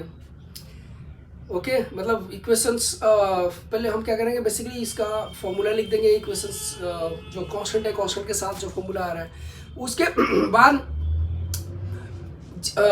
सारे क्वांटिटीज का हम डायमेंशंस डाल देंगे, तो हमें कांस्टेंट का डायमेंशन निकल जाएगा। फॉर एग्जांपल मैं बोलता हूँ कि ये लिख लेते हैं, F equal to G(m1m2/r²). Okay, तो यहाँ से G लेंगे आप, G का चाहिए हमें, तो F into r² divide by m1m2। Okay, ये तो फॉर्मूला आपने लिख लिया है ना। सबसे पहले फॉर्मूला आप लेंगे, फॉर्मूले से स्टार्ट करेंगे, और फॉर्मूला फिर जिस भी कांस्टेंट का हमें डायमेंशन चाहिए उसको एक तरफ ले आइए, बाकी एक तरफ लाइए। अब इसका डायमेंशन क्या होगा, इसका डायमेंशन निकालना हो तो इन सारे के डायमेंशन लिखने पड़ेंगे आपको। ओके, डायमेंशनल फॉर्मूला जो हम करते हैं, तो यहाँ से हम क्या करेंगे कि इसको G का डायमेंशन चाहिए, तो इसके लिए सारे क्वांटिटीज का डायमेंशन लिख लीजिए आप। mLt-2 मैंने बोला था ना, फोर्स का डायमेंशन mLt-2 है, आपको याद रखने पड़ेंगे। उसके बाद L² और यहाँ से डिवाइड बाय m का स्क्वायर, ये आएगा। थोड़ा सा इसको आप कैलकुलेट करोगे तो आपको ये आ जाएगा, m से m कैंसिल हो जाएगा, और ये जो फाइनली आएगा वो आएगा क्या, L³ m into L³ t-2। Okay, ये आ जाएगा डायमेंशन फॉर्मूला, करेक्ट है, बहुत आसानी से आ जाता है। ओके, इसका मतलब कि क्या करेंगे, फॉर्मूला जो जिस फॉर्मूले से आते, जिस फॉर्मूले में है ये, उस फॉर्मूले को लाइए, उसको एक तरफ लीजिए, उसका डायमेंशन फॉर्मूला सारे क्वांटिटीज का पुट करिए, तो अपने आप आ जाएगा ये, ठीक है ना, बहुत आसान है, राइट, कोई इशू नहीं आएगी। नेक्स्ट आते हैं इसके बाद टू कन्वर्जन। हाँ देखिए, तो ये थोड़ा सा आपको यहाँ पे समझने की जरूरत है, बहुत मतलब ये भी ईजी है। ओके, तो जैसे कि मैं आपको बता रहा था शुरू में कि सपोज करके मैंने एक यूनिट बनाया, और ये यूनिट सपोज करके ये यूनिट मैंने खुद अपने हिसाब से बनाया, अपने अकॉर्डिंग बनाया, लेकिन आपको भाई दूसरों को समझ में भी तो आना चाहिए। आपने तो बनाने के लिए अपनी तरफ से बना लिया, लेकिन दूसरों को समझ में भी तो आना चाहिए भाई। जैसे मैं बोल रहा कि भाई 1 kg सभी लोग जानते हैं 1 kg कितना होगा, एक एक्सपीरियंस के बेसिस पे और एक आइडिया है क्योंकि यूज़ करते आ रहे हैं। सेकंड कितना है और मीटर कितना है ये भी पता है, ये ऐसा यूनिट है। अब मान लीजिए कि मैं ऐसा यूनिट बना रहा हूँ जिसमें जो आप जितना 1 kg होता है वो मैं बोलूँगा इसमें 5 यूनिट है। 5 मास का कोई यूनिट बनाया, मैं बोलूँगा 5 माई यूनिट बना दिया, तो 5 my unit equal to 1 kg। Okay, ये क्या है, तो मास का मैंने बनाया। उसी तरह से मैंने टाइम और लेंथ का भी बनाया अपना खुद का यूनिट। तो लेकिन भाई जो भी है, इसको सामने वाले को दूसरे के पास कम्युनिकेशन जाना चाहिए, दूसरे को पता तो होना चाहिए कि है कितना ये बेसिकली। तो उसके लिए बेसिकली हम क्या करते हैं, कन्वर्ट करते हैं। कन्वर्जन करना जरूरी है, कन्वर्जन फैक्टर मतलब कन्वर्जन पता होना चाहिए भाई। जैसे आपको एक एग्जांपल दे रहा था कि 1 kg equal to 1000 gram. Okay, example दे रहा था ना, 1 kg इक्वल टू 1000 ग्राम। तो बेसिकली क्या है, तो ये केजी को ग्राम में कन्वर्ट करेंगे तो ये जो है ना, ये न्यूमेरिकल वैल्यू इतनी यहाँ से यहाँ चेंज होगी। तो ये हमें एक फैक्टर हमारे पास पता है कि हाँ भाई इसको कन्वर्ट करेंगे तो इतना आएगा, ठीक है। उसी तरह से क्या है कि हमें भाई एक जैसे अभी आपको बताया मैंने कौन कौन से सिस्टम ऑफ यूनिट्स है। तो बेसिकली एक ऐसा यूनिट है, दूसरा CGS यूनिट है, तीसरा FPS यूनिट है, और भी कई सारे यूनिट्स हो सकते हैं। आप खुद का भी एक यूनिट बना सकते हो या ऐसा डिफाइन किया जा सकता है भाई लैब में मैंने ऐसा एक यूनिट डिफाइन किया। तो पॉइंट ये है कि भाई एक को दूसरे में कन्वर्ट करना है। ओके, एक को मैंने लिख के दे दिया भाई कि ये हमारा आदमी जा रहा है और इसको आप इतना केजी सीमेंट दे देना, इतना केजी जो है ना पेंट दे देना, और इतना केजी आप हार्डवेयर कुछ दे देना। वो शॉप में गया और वहाँ पे उनका दूसरा सिस्टम चलता है। तो सिस्टम चलता है तो क्या करेंगे, वो कन्वर्ट लिंक अगर हमें जो मैंने लिखा और उनको जो पता है उनमें कन्वर्जन अगर पॉसिबल है तो वो समझ जाएगा आसानी से। वही यहाँ पे करना बेसिकली। ओके, अब इसका जो फैक्ट जो मेन पॉइंट ये है कि जैसा कि हमने शुरू में ही मैंने बताया, आपको शुरू में बताया कि किसी भी जो कोई क्वांटिटी है, फिजिकल क्वांटिटी, उसका न्यूमेरिकल वैल्यू और उसका यूनिट का जो प्रोडक्ट होता है ना वो कांस्टेंट होता है, वो कांस्टेंट होता है, ठीक है ना। ये कोई यूनिट है और उसका न्यूमेरिकल वैल्यू और यूनिट, ओके, इनका प्रोडक्ट जो होगा कांस्टेंट होगा। कोई भी न्यूमेरिकल वैल्यू और उसका यूनिट यानी ओके, यानी कि और यहाँ पे ये भी बताया आपको न्यूमेरिकल वैल्यू जो होता है इनवर्सली प्रोपोर्शनल होता है उसके यूनिट के। ये सब ये बता चुका है, यानी कि इससे हमें ये भी निकल के आया कि N1 U1 equal to N2 U2। यानी कि अगर एक सिस्टम से दूसरे सिस्टम में लेके जा रहे हो, यानी एक यूनिट से दूसरे यूनिट में जा रहे हो, तो न्यूमेरिकल वैल्यू चेंज हो सकती है। वही चीज़ें यहाँ पे हम अप्लाई कर रहे हैं, ठीक है ना। तो कैसे करते हैं, तो यूनिट का बेसिकली हम डायमेंशनल फॉर्मूला लिखते हैं। यहाँ पे यूनिट का डायमेंशनल फॉर्मूला लिखेंगे, N1 into dimensional formula, N2 into dimensional formula उस सिस्टम में, ठीक है ना। यहाँ से हम क्या करेंगे, देखिए जब आप एक सिस्टम से दूसरे सिस्टम में कन्वर्ट करते हो तो फिजिकल क्वांटिटी तो चेंज नहीं होगा। मैं केजी को, मैं सपोज करो कि मैं केजी को कन्वर्ट कर रहा हूँ उस ग्राम में कन्वर्ट कर रहा हूँ, केजी को ग्राम में कन्वर्ट कर रहा हूँ। तो ये भी मास है, ये भी मास है, ये भी मास है और ये भी मास है। तो क्या है इसमें क्वांटिटी, फिजिकल क्वांटिटी तो चेंज नहीं हो रहा ना। तो फिजिकल क्वांटिटी जब चेंज नहीं होगा तो फिर डायमेंशंस मतलब ये पावर भी चेंज नहीं होंगे, याद रखिएगा। फिजिकल क्वांटिटी चेंज नहीं होगा तो ये पावर भी चेंज नहीं होगा, मतलब डायमेंशंस भी चेंज नहीं होगा। डायमेंशंस क्या है, इनके पावर ही तो है ABC, ये डायमेंशन ही तो है ABC। ओके, ये तो डायमेंशंस है समझ। तो डायमेंशन चेंज नहीं हो गया, मतलब कि जो यहाँ पे मतलब कोई यूनिट आपने लिया और यूनिट का डायमेंशन फॉर्मूला निकाला यहाँ पे, तो एक सिस्टम में जो डायमेंशंस हैं, ये डायमेंशंस वही यहाँ पे भी होंगे। देखिए m का पावर a है तो m का पावर a है, ओके, l का पावर b है तो l का पावर b है, t का पावर c है तो t का पावर c है, राइट। ये सबसे इंपॉर्टेंट चीज़ है यहाँ पे। अब यहाँ पे इसका यूज करके हम क्या करते हैं कि यहाँ पे एक सिस्टम से दूसरे सिस्टम में इसको कन्वर्ट कर लेते हैं, राइट। समझ में बात। तो इसको ये बहुत आसानी से हो जाता है। अब इसका कोई एग्जाम्पल एक लेके चलते हैं, सपोज कि ये एग्जाम्पल है, ठीक है ना। अभी ये एग्जाम्पल करते हैं इसको, ठीक है। तो ये एग्जाम्पल है, ये न्यूटन है, यानी किसमें है, SI यूनिट में, और ये किसमें है, CGS यूनिट में, ठीक है, CGS यूनिट में। तो हमें कन्वर्ट करना है न्यूटन को डाइन में, ठीक है। तो डाइन में कन्वर्ट करना है तो मैं बोलता हूँ 1 न्यूटन, ओके, 1 न्यूटन, इसको मुझे डाइन में कन्वर्ट करना है।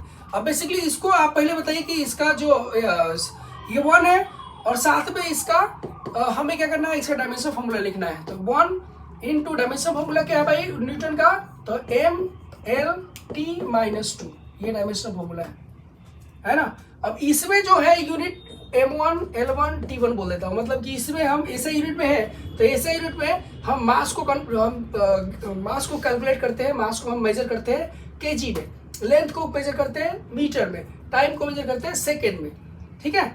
अब ये जो फॉर्मूला हमने देखा N1 U1, equal to N2U2, इसका यूज करते हुए हम क्या करेंगे, ये N1 क्या है, ये 1 है, तो 1 और M1 L1 T1 का power -2 that is equal to N2 हमें चाहिए, फैक्टर चाहिए, और ये M का पावर 1 है, तो M2 L2 T2 -2, ठीक है। अब यहाँ से क्या करेंगे, ये हम निकालेंगे कि N2, दिस इज N2, ठीक है। N2 equal to 1 M1 by M2, okay, और यहाँ पे क्या है L1 बाई L2, ओके, और ये T1 बाई T2, ओके, -1। यहाँ पे आप देखेंगे तो यहाँ पे 1 दिया था ना आपने, पहले 1 था, तो 1 ही रखेंगे आप, ठीक है। अब आप M1 इस यूनिट में यानी जब ऐसा यूनिट है तो ऐसा यूनिट में यहाँ पे क्या होता है, kg होता है, मीटर होता है और सेकेंड होता है, और ये सीजीएस यूनिट में क्या होता है, सीजीएस में होता है ग्राम, और इसमें सेंटीमीटर और सेकेंड होता है। तो यहाँ पे हम जो लिखेंगे, यहाँ पे सब वैल्यू पुट कर देंगे इसकी, जो होती है क्या, मास है। तो अब देखिए, या तो आप ये केजी में डालोगे तो या तो इसको केजी में डालो, या फिर अगर इसको ग्राम में डालोगे तो इसको भी ग्राम में डालो, तभी तो आप कैलकुलेट कर पाओगे। अगर ये ग्राम में है तो ये ग्राम में डालो, तभी तो कैलकुलेशन आसान हो पाएगी, एक ही क्वांटिटी में डालोगे। ये मीटर में है तो या तो इसको मीटर में डालो, या फिर ये अगर सेंटीमीटर में है तो इसको सेंटीमीटर में डालो, दोनों में से कोई सा भी करना पड़ेगा। सेम तरह की क्वांटिटी ऊपर नीचे लिखनी पड़ेगी, तभी आप उसको कैलकुलेट कर पाओगे आसानी से। अब मैं इसमें एक M1 है तो इसमें 1000 gram divide by 1 gram, okay, क्योंकि सीजीएस में आप देख सकते हो, सीजीएस में ग्राम है यहाँ पे। वहां पे क्या है, लेंथ है, यानी कि मीटर है तो 100 सेंटीमीटर डिवाइड बाई 1 सेंटीमीटर, और यहाँ पे क्या है, सेकेंड, 1 मतलब सेकेंड है, 1 सेकेंड बाई 1 सेकेंड, ओके, तो यहाँ पे -1 है, तो ये क्या आएगा, 10⁵, ये आएगा 10⁵, this is the N2, okay, ये N2 आएगा 10⁵। इसका मतलब क्या है, इसका मतलब है कि 1 newton equal to 10⁵ dyne, okay, 10⁵ dyne, ये आपका, ठीक है ना, ये चीज आपको होपफुली आ जाएगी, कोई दिक्कत नहीं आएगी यहाँ पे। उसके बाद नेक्स्ट आते हैं, ये वाला क्वेश्चन आप खुद से कर सकते हैं आप, ठीक है ना। नेक्स्ट आते हैं कि चेक हमें करना है, क्या चेक करना है कि डायमेंशनल जो है, नेक्स्ट है कि dimensional correctness of A given physical relation. एक फिजिकल क्वांटिटी है, फिजिकल रिलेशन दे रखा है, और ये इसका काफी बढ़िया इस्तेमाल है, बहुत ही मेजर यूज है इसका, okay, to check the dimensional correctness, okay, of a physical relation, okay. तो इसमें बस यहाँ पे क्या है ना, बेसिकली हम यूज करते हैं प्रिंसिपल ऑफ होमोजेनिटी का, जो मैं अभी आपको बता चुका हूँ पहले। मतलब दो क्वांटिटी अगर इक्वल है, इक्वल आपने दे रखा है, इसका मतलब दोनों का डायमेंशन सेम होंगे, क्योंकि दोनों क्वांटिटी सेम होंगे। दो क्वांटिटी को आपने ऐड कर रखा है, सपोज करके ये ऐड कर रखा है, तो दोनों क्वांटिटी सेम क्वांटिटी है, उनके डायमेंशन इक्वेशंस भी सेम होंगे। ये और ये दोनों सेम है अगर, तो ये दोनों मतलब ऐड किया आपने या सब्ट्रैक्ट किया है, तो दोनों सेम क्वांटिटीज होंगे, डायमेंशंस इसके सेम लिखेंगे। समझ ये बात, होपफुली कोई दिक्कत नहीं आएगी। तो ये हम ऑलरेडी, मैं पहले भी बोल चुका हूँ कि प्रिंसिपल ऑफ होमोजेनिटी क्या है, मैं बता चुका हूँ आपको, ओके। तो ये समझ में आई बात। तो ये सपोज करिए कि आपको ये कोई क्वेश्चन दे रखा है, तो सही है कि नहीं डायमेंशनली, वो मतलब वो एक्चुअली वो सही है कि नहीं, क्वेश्चन ही सही है कि नहीं, वो बताने के लिए हम इसका यूज करते हैं। For example S equal to UT plus ½ AT²। तो देखो ये इसके बराबर है, इसका मतलब इसका यूनिट और इसका यूनिट बराबर, मतलब डायमेंशंस बराबर होने चाहिए। इसका डायमेंशंस कितना होगा, L, इसका डायमेंशंस क्या होगा, तो ये होगा LT-1, ओके, और ये होगा T, इसका ये आएगा। तो इसको अगर करेंगे आप, तो L और यहाँ पे इसको T का पावर -1, T का पावर 1, तो ये कितना आएगा, ये इतना आ जाएगा। उसके बाद क्या होगा, ½ AT², that is equal to, ये क्या करेंगे, तो ये कांस्टेंट क्वांटिटी का कोई यूनिट, कोई डायमेंशन नहीं होता, कांस्टेंट क्वांटिटी का डायमेंशन नहीं होता, ठीक है। तो यहाँ पे आ जाएगा, और A का डायमेंशन क्या होगा, LT-2, और उसके बाद टी का स्क्वायर, यहाँ पे टी का square that is equal to L. ठीक है, तो इसका मतलब देखिए सारे इस जो डायमेंशन इसका है वही डायमेंशन इसका होगा, वही डायमेंशन इसका भी है, इसका मतलब ये डायमेंशनली करेक्ट है। ठीक है ना, डायमेंशनली करेक्ट है। तो ये आप देख सकते हैं कि डायमेंशनली करेक्ट है, सबके डायमेंशंस बराबर है, सेम है, तो डायमेंशनली करेक्ट है। ओके, लेकिन अभी क्या है कि कुछ इस जो ना एक और चीज एक लिमिटेशन भी है। लिमिटेशन ये है कि कोई देखिए अगर एक करेक्ट इक्वेशन अगर है, करेक्ट इक्वेशन है तो उसका डायमेंशनली करेक्ट होना जरूरी है, बिल्कुल मस्ट है। लेकिन अगर कोई डायमेंशनली करेक्ट इक्वेशन है, कोई डायमेंशनली करेक्ट है, वो सही इक्वेशन हो ऐसा कोई जरूरी नहीं है, समझिए बात। ये अगर कोई इक्वेशन को करेक्ट होना है तो डायमेंशनली करेक्ट जरूर होना पड़ेगा, लेकिन कोई डायमेंशनली करेक्ट इक्वेशन है तो वो करेक्ट इक्वेशन है ही ऐसा कोई जरूरी नहीं है। फॉर एग्जांपल ये देखिए, ये इसको आप चेक करेंगे तो ये भी डायमेंशनली करेक्ट है, लेकिन ये करेक्ट नहीं है क्योंकि यहाँ पे माइनस दे रखा है। ठीक है, माइनस दे रखा है। अगर मैं ऐसा लिखता हूँ S equal to UT plus AT square, तो ये भी डायमेंशनली करेक्ट आएगा, लेकिन कोई जरूरी नहीं कि डायमेंशन मतलब कोई जरूरी नहीं है कि ये इक्वेशन करेक्ट ही हो, है समझे, ये करेक्ट ही हो। तो इसमें ये चीज, ये लिमिटेशन याद रखना है। दूसरा चीज एक और याद रखिएगा, दूसरा चीज ये रखेंगे याद की पहला मतलब इसमें दूसरा चीज याद रखेंगे कि जो ट्रिग्नोमेट्रिकल रेशियोज होते हैं, ट्रिग्नोमेट्रिकल रेशियोज उनके कोई डायमेंशंस नहीं होते हैं। ओके, ट्रिग्नोमेट्रिकल रेशियोज जो होते हैं ना, रेशियोज वो उनके कोई डायमेंशन नहीं होते। फॉर एग्जांपल साइन थीटा या कॉस थीटा, है ना, या टैन थीटा, इनके कोई रेशियो मतलब इनका कोई डायमेंशन नहीं होगा। ओके, यहाँ पे थीटा का भी कोई डायमेंशन नहीं होता, थीटा का भी डायमेंशन नहीं होता। सेकंड आप देखेंगे लॉगरिथमिक फंक्शंस है, लॉगरिथमिक फंक्शंस है, ओके, उनके भी कोई डायमेंशंस नहीं होते हैं, यानी कि लॉग एक्स है, लॉग एक्स या लॉग ए एक्स है। ओके, तो इसका डायमेंशन मतलब पूरे का डायमेंशन नहीं होगा। ओके, डायमेंशन नहीं होगा, और इसका भी डायमेंशन नहीं होता, ये इसका भी डायमेंशन नहीं होता है, ये याद रखिएगा। तीसरा पॉइंट आपको ये याद रखना है कि एक्सपोनेंट जो होते हैं ना, एक्सपोनेंट्स उनके डायमेंशंस नहीं होते हैं। एक्सपोनेंट्स जो होते हैं वो डायमेंशन नहीं होते हैं। For example E power x देखेंगे तो ये ई पावर एक्स का डायमेंशन नहीं होगा, और साथ में ये एक्स का मतलब ये पूरा ई पावर एक्स का डायमेंशन नहीं होता, और ये पावर में जो भी लिखा है इसका भी डायमेंशन नहीं होगा, डायमेंशन इस पूरे का भी नहीं होगा, और साथ में इसका पावर जो है उसका भी नहीं होगा। यहाँ पे सपोज करें कि ई पावर ए एक्स कुछ लिखा है, ए एक्स प्लस बी, तो देखिए इस पूरे का तो डायमेंशन होता ही नहीं है, साथ में ये इसका जो पावर है, एक्सपोनेंट जो होते हैं उनका भी डायमेंशन नहीं होता है, ये याद रखना है, राइट। ये चीजें याद रखनी है, करेक्ट है। अब फॉर एग्जांपल मैं एक एग्जांपल देता हूँ कि सपोज करिए कि ये एग्जांपल एक देता हूँ, चलिए यहाँ पे कि सपोज करिए कि आपके पास इक्वेशन है जिसे एसएचएम का इक्वेशन नॉर्मली लिखते हैं, तो y equal to A sine sine omega T plus 5, sine omega T plus 5। तो ये डिस्प्लेसमेंट होता है, तो डिस्प्लेसमेंट तो लेंथ है, और ये डिस्प्लेसमेंट तो ये भी लेंथ डिस्प्लेसमेंट है, लेकिन ये जो क्वांटिटी है इसका कोई डायमेंशन नहीं होगा, जीरो होगा डायमेंशन। इसका मतलब साइन थीटा का डायमेंशन जीरो है, दैट मीन्स इसका भी डायमेंशन जीरो है, इसका डायमेंशन जीरो है, और इसका भी डायमेंशन जीरो, क्योंकि दोनों क्वांटिटीज एड अप हो रही है। इसका जो क्वांटिटी होगा वही क्वांटिटी उसका भी होगा, इसका जो क्वांटिटी होगा वही क्वांटिटी यहाँ पे भी होगा, समझिए आप। इसका मतलब कि भाई इसका डायमेंशन तो जीरो होता है, डायमेंशन जीरो होता है, इसका मतलब इसका डायमेंशन ओमेगा टी का डायमेंशन क्या होगा, जीरो होगा, यानी कि M power zero, L power zero, T power zero ऐसा होगा।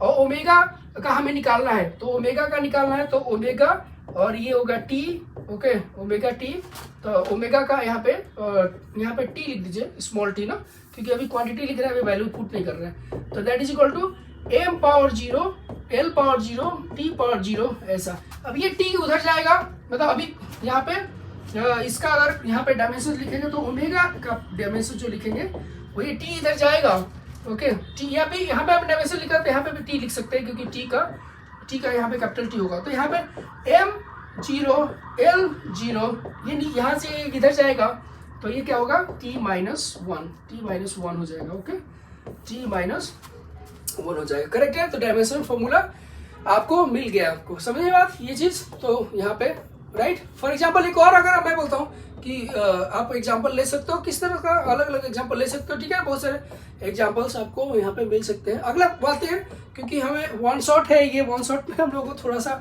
टाइम बहुत ज़्यादा खींचना ठीक नहीं है, बहुत टाइम आपका बहुत ही इम्पोर्टेंट है। ओके, काफ़ी कम टाइम है आपके पास और कम से कम समय में इसको कवर करना है आपको।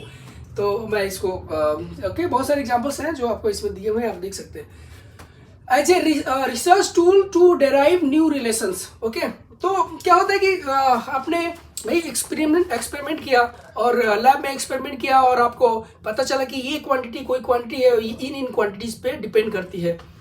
तो फॉर्मूला निकालना, आपको फॉर्मूला निकालना यानी कि आपको कोई इक्वेशंस निकालनी है, इक्वेशंस फाइंड आउट करनी है। आपको पता नहीं है, बस ये पता है कि ये क्वांटिटी इन क्वांटिटीज पे डिपेंड करती है।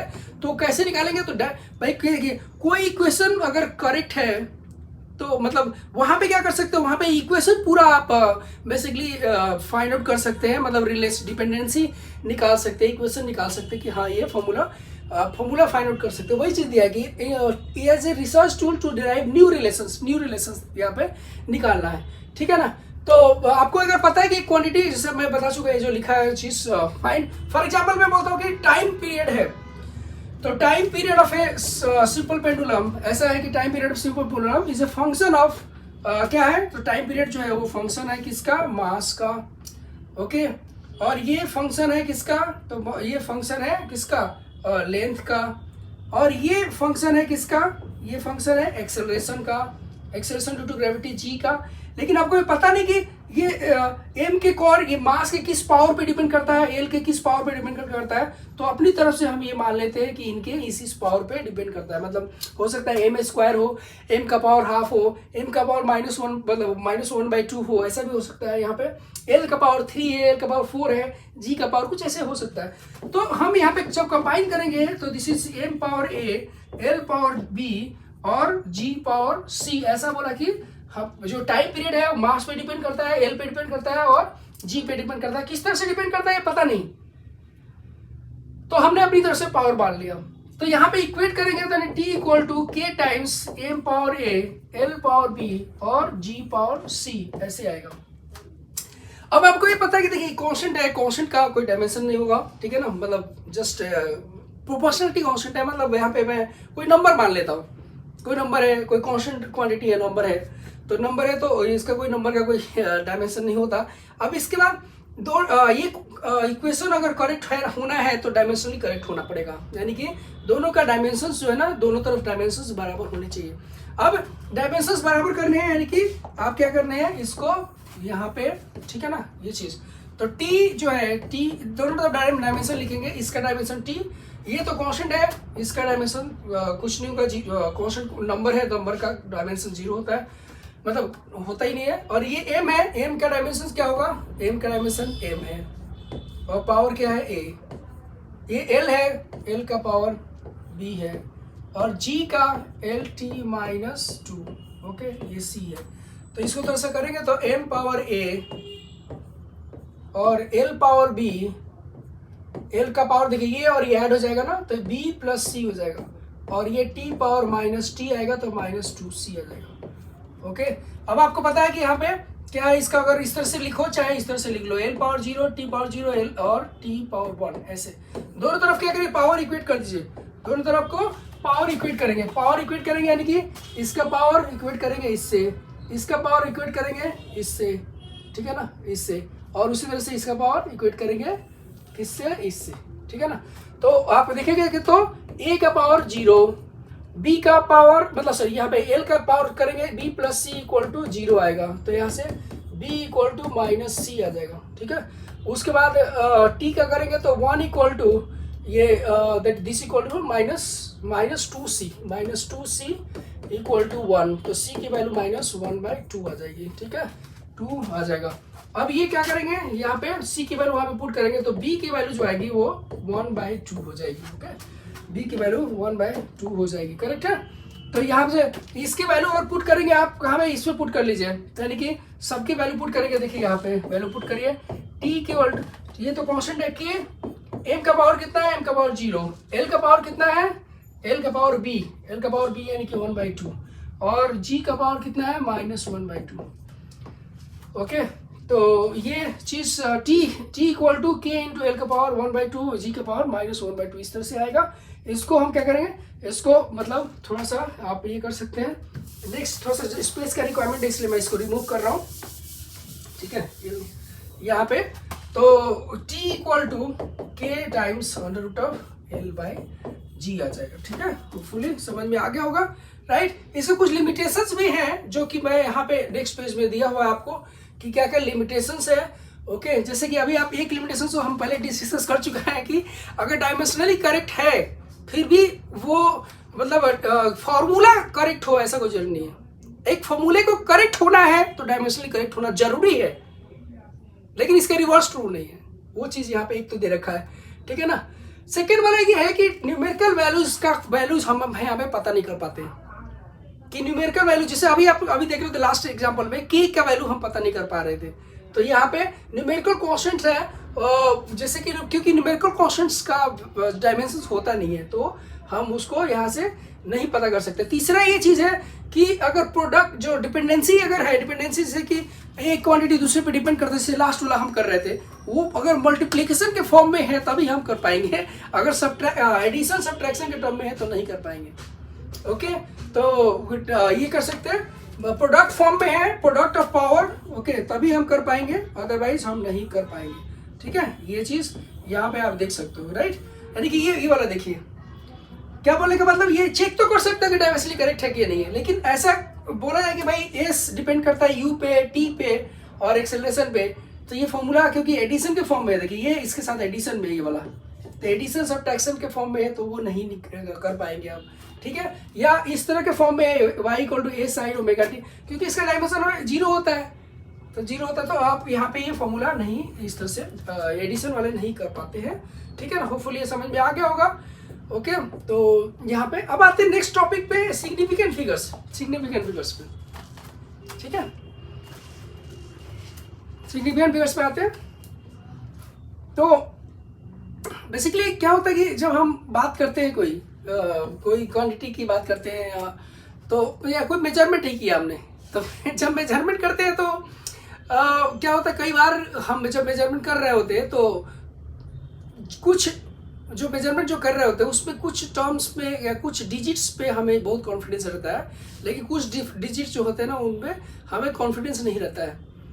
ओके, फॉर एग्जांपल मैं बोलता हूँ कि जी इसी का लेंथ देख लिए है, इसका लेंथ में मैंने मेजरमेंट किया। अब मेजरमेंट किया तो मैंने देखा कि भाई ये 10 सेंटीमीटर से थोड़ा ज़्यादा है, लेकिन 11 सेंटीमीटर से कम है। जब मेजरमेंट किया तो 10 सेंटीमीटर से ज़्यादा है लेकिन 11 से कम है। ओके, तो हमने क्या किया, भाई 10 पे तो कंफर्म है, 10 सेंटीमीटर है, 10 पे तो कंफर्म है, 10 तो हमारे कॉन्फिडेंट, मैं बहुत कॉन्फिडेंट हूँ कि 10 सेंटीमीटर है। लेकिन अब उसको मैंने क्या किया, 10 से ज़्यादा है, कितना ज़्यादा है उस पर कॉन्फिडेंस नहीं है मुझे, तो मैंने क्या किया, इसको लिख दिया 10.3। ओके, 10.3 है तो ये लिख दिया मैंने भाई। तो हमें इस पे अगर मैं बोलता हूँ कि 10.3 है, ओके, तो ये इस पे तो कॉन्फिडेंस है लेकिन इस पे कॉन्फिडेंस नहीं है। ओके, इस पे कॉन्फिडेंस नहीं है, तो जिन डिजिट्स पे हमें कॉन्फिडेंस होता है उनको बोलते हैं सिग्निफिकेंट डिजिट, मतलब वो सिग्निफिकेंट डिजिट्स है, और जिनमें कॉन्फिडेंस नहीं है उसको यहाँ पे तो हम ये करते हैं, बाद में चल के हम देखेंगे उसके साथ क्या क्या ऑपरेशन है, मतलब है कुछ रूल्स है इसके। तो ये वो नंबर्स, मतलब वो डिजिट्स जिनके ऊपर हमें कॉन्फिडेंस होता है उनको बोलते हैं सिग्निफिकेंट डिजिट्स बोलते हैं। ओके, सपोज करो आपने चॉकलेट खरीदा और चॉकलेट आपने खरीद लिया और भाई चॉकलेट में लिखा है 50 ग्राम, तो 50 ग्राम है, और आप उसके बाद जो है आपने उसको वजन किया तो देखा अरे ये तो क्या है कि 49 ग्राम, 50 ग्राम से कम है, 49 ग्राम से ज़्यादा है। तो 49 ग्राम से ज़्यादा है, 49 ग्राम, 49 पॉइंट भाई 50 ग्राम नहीं है, 50 से कम है, 49 से ज़्यादा है, यानी कि 49 पे तो आपको बिल्कुल श्योर है। आप क्लेम करोगे तो या बोलोगे तो भाई 49.8 मिला सपोज करो, तो आपको किन किन डिजिट्स में, भाई आपने कई बार कैलकुलेट किया तो 49, कई बार 49.8 आ रहा है, कई बार 49.9 आ रहा है, कई बार 49.7 आ रहा है, तो किस पे कॉन्फिडेंट है आप, इस पे तो कॉन्फिडेंट है 49 पे, यानी ये दो डिजिट्स पे कॉन्फिडेंट है, लेकिन इस वाले पे कॉन्फिडेंट नहीं है। ओके थोड़ा सा चेंज होता रह रहा है, क्योंकि वो जो आपके पास जो वजन करने वाला है वो उसमें भी कुछ एरर हो सकता है, कोई दिक्कत हो सकती है ना। तो ये इस पे कॉन्फिडेंट, जिन डिजिट्स पे कॉन्फिडेंस होता है उनको बोलते हैं सिग्निफिकेंट डिजिट्स। ओके यहाँ पे तो उन्हीं के बारे में बात करेंगे। कुछ significant digits in the measurement, जब मेजर करते हो तो value of a physical quantity tells us, okay tells us the number of digits. यहाँ से देख लीजिए, number of digits in which we have confidence. Okay number of digits in which we have confidence. Okay larger the number of significant digit significants obtained in a measurement, greater is the accuracy of the measurement. Okay the reverse is also true, मतलब कि larger the number of significant figure जितने ज्यादा होंगे उतना ही ज्यादा ये क्या होगा, एक्यूरेसी उतनी ही ज्यादा होगी। ठीक है, सिग्निफिकेंट फिगर्स जितने ज्यादा होंगे उतने ही ज्यादा एक्यूरेसी रहेगी। फॉर एग्जांपल मैं बोलता हूँ कि 4678 ओके 0.2 और 4.467.8 ओके, या इस तरह से है कि 4.46.7 ऐसे। तो सबसे ज्यादा सिग्निफिकेंट एक तरह से नंबर किसके हैं, डिजिट्स कितने हैं, ओके एक तरह से। तो सिग्निफिकेंट फिगर्स जितने ज्यादा होंगे उतना ही वो ज्यादा एक्यूरेसी होगा। इस पे देखेंगे तो सिग्निफिकेंट फिगर ज्यादा है, इसमें उससे कम है, उससे कम है। अब बात करते हैं, सपोज करें कि ये है 40 मतलब 4678, उसमें बोलता हूँ कि 10 का अंतर है, 10 का अंतर जो मतलब जो कैलकुलेट जो डिजिट ये लिख मतलब जो ये मेजरमेंट हुआ है, ओके तो उसमें सपोज करें कि इतने केजी की बात कर रहा हूँ, उसमें मैं बोलता हूँ कि 10 केजी का अंतर है। ओके अब वही चीज यहाँ पे बोलता हूँ कि भाई ये है कितना 470 ओके 467.8, तो इसमें बोलता हूँ 10 का इसमें भी अंतर है, और इसमें बोलता हूँ इसमें भी 10 का अंतर है। एक्यूरेसी किसकी ज्यादा है भाई, ये तो 46 के अराउंड है, उसमें 10 का अगर गड़बड़ी हो, 10 का गड़बड़ी हो तो इसका कितना परसेंट हो जाएगा, इसका लगभग कितना मान के चलो कि लगभग 20% से ज़्यादा का इसमें चेंज आ जाएगा। अगर मैं बोलता हूँ कि इसमें 10 का गड़बड़ी है तो 10 लगभग 20% का गड़बड़ी है, लेकिन इसमें अगर आप 10 का गड़बड़ी है तो कितना परसेंट का गड़बड़ी होगा, अब वो काफ़ी कम होगा। इसका कितना 10 जो है वो इसका कितना परसेंट होगा, 10 इसका कितना परसेंट होगा, वो काफ़ी लगभग 1% से कम होगा। 1% ज़्यादा बोला, 1% से काफ़ी कम होगा, है ना। तो आप देखोगे एक्यूरेसी इसकी ज़्यादा होगी क्योंकि इसकी सिग्निफिकेंट डिजिट ज़्यादा है, सिग्निफिकेंट डिजिट्स ज़्यादा है, राइट। समझ में वही चीज़ यहाँ पे तो लिखा है कि larger the number of significant figures obtained in a measurement, greater is the accuracy of the measurement। इसका रिवर्स भी ट्रू है, मतलब ज़्यादा एक्यूरेसी आपको चाहिए तो उसके जो सिग्निफिकेंट फिगर्स जो है ना ज़्यादा रखने पड़ेंगे, राइट। ओके तो अब इसके कुछ रूल्स हैं, आपको कुछ रूल्स याद रखने पड़ेंगे, ठीक है ना, कुछ रूल्स आपको याद रखने पड़ेंगे। 5 रूल्स हैं, 5 रूल्स याद होने पड़ेंगे, ठीक है ना। बहुत सिंपल है, बहुत आसानी से आपको समझ में आ जाएगा। क्या ये जी क्या बोला है, इन्होंने बोला कि all non zero digits are significant. जितने भी नॉन जीरो डिजिट्स हैं वो सारे के सारे सिग्निफिकेंट है। जैसे देखिए ये जो है आपका, देखिए 3 डिजिट्स है, सभी नॉन जीरो है, सभी सिग्निफिकेंट है। 3 सिग्निफिकेंट, ये 4 है, सभी सिग्निफिकेंट है। 5 है, सभी सिग्निफिकेंट है, ठीक है ना। ये चीज अगर मान लीजिए कि सभी के सभी नॉन जीरो है तो सिग्निफिकेंट है, ओके। अगर जीरो हो तो देख लेते हैं जीरो।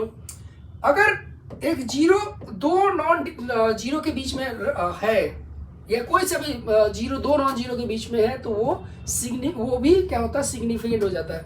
ये zero become significant figure if it appear between 2 non zero के बीच में अगर है, यानी कि ये और ये नॉन जीरो के बीच में है तो ये सिग्निफिकेंट हो गया, ये जीरो भी सिग्निफिकेंट हो गया, यानी 3 है। इसमें देखिए 2 जीरो के बीच में है तो ये सिग्निफिकेंट हो गया, ये 2 जीरो के बीच में, सॉरी 2 नॉन जीरो के बीच में ये जीरो है तो ये भी सिग्निफिकेंट हो गया। टोटल सिग्निफिकेंट फिगर्स कितने हो गए, 4 हो गए, ओके। ये चीज आपको आ जाएगा। उसके अगला देखते हैं थर्ड में कि अगर मान लीजिए कि जीरो है लेकिन जीरो शुरू में ही जीरो है, शुरू जो है जीरो तो है लेकिन शुरू में ही जीरो है तो वो नॉन सिग्निफिकेंट होता है। जीरो तो है लेकिन शुरुआत में मतलब स्टार्टिंग यानी ऐसे शुरुआत का मतलब लेफ्ट में ही है तो वो नॉन जीरो होंगे, ठीक है। तो लीडिंग जीरोज और the zeros place to the left of the number, are never significant, याद रखिए यहाँ पे नेवर सिग्निफिकेंट, ठीक है ना, नेवर सिग्निफिकेंट। यहाँ पे देखिए 0 शुरू में ही है तो ये सिग्निफिकेंट नहीं है, ये सिग्निफिकेंट नहीं है। ओके, तो कितने होंगे इसको छोड़ के? 3 होंगे, 3। इसको शुरू में ही है 0 तो ये सिग्निफिकेंट नहीं है। कितने बच गए? 2, तो 2 सिग्निफिकेंट। इसमें कितने हैं? तो 1 ही है, तो 1 सिग्निफिकेंट फिगर्स। ओके, होपफुली समझ में आया होगा। अगर मान ली इसमें देखा इधर है तो सिग्निफिकेंट नहीं है, उधर है तो सिग्निफिकेंट है, अगले वाले पे वही मिलेगा, ठीक है।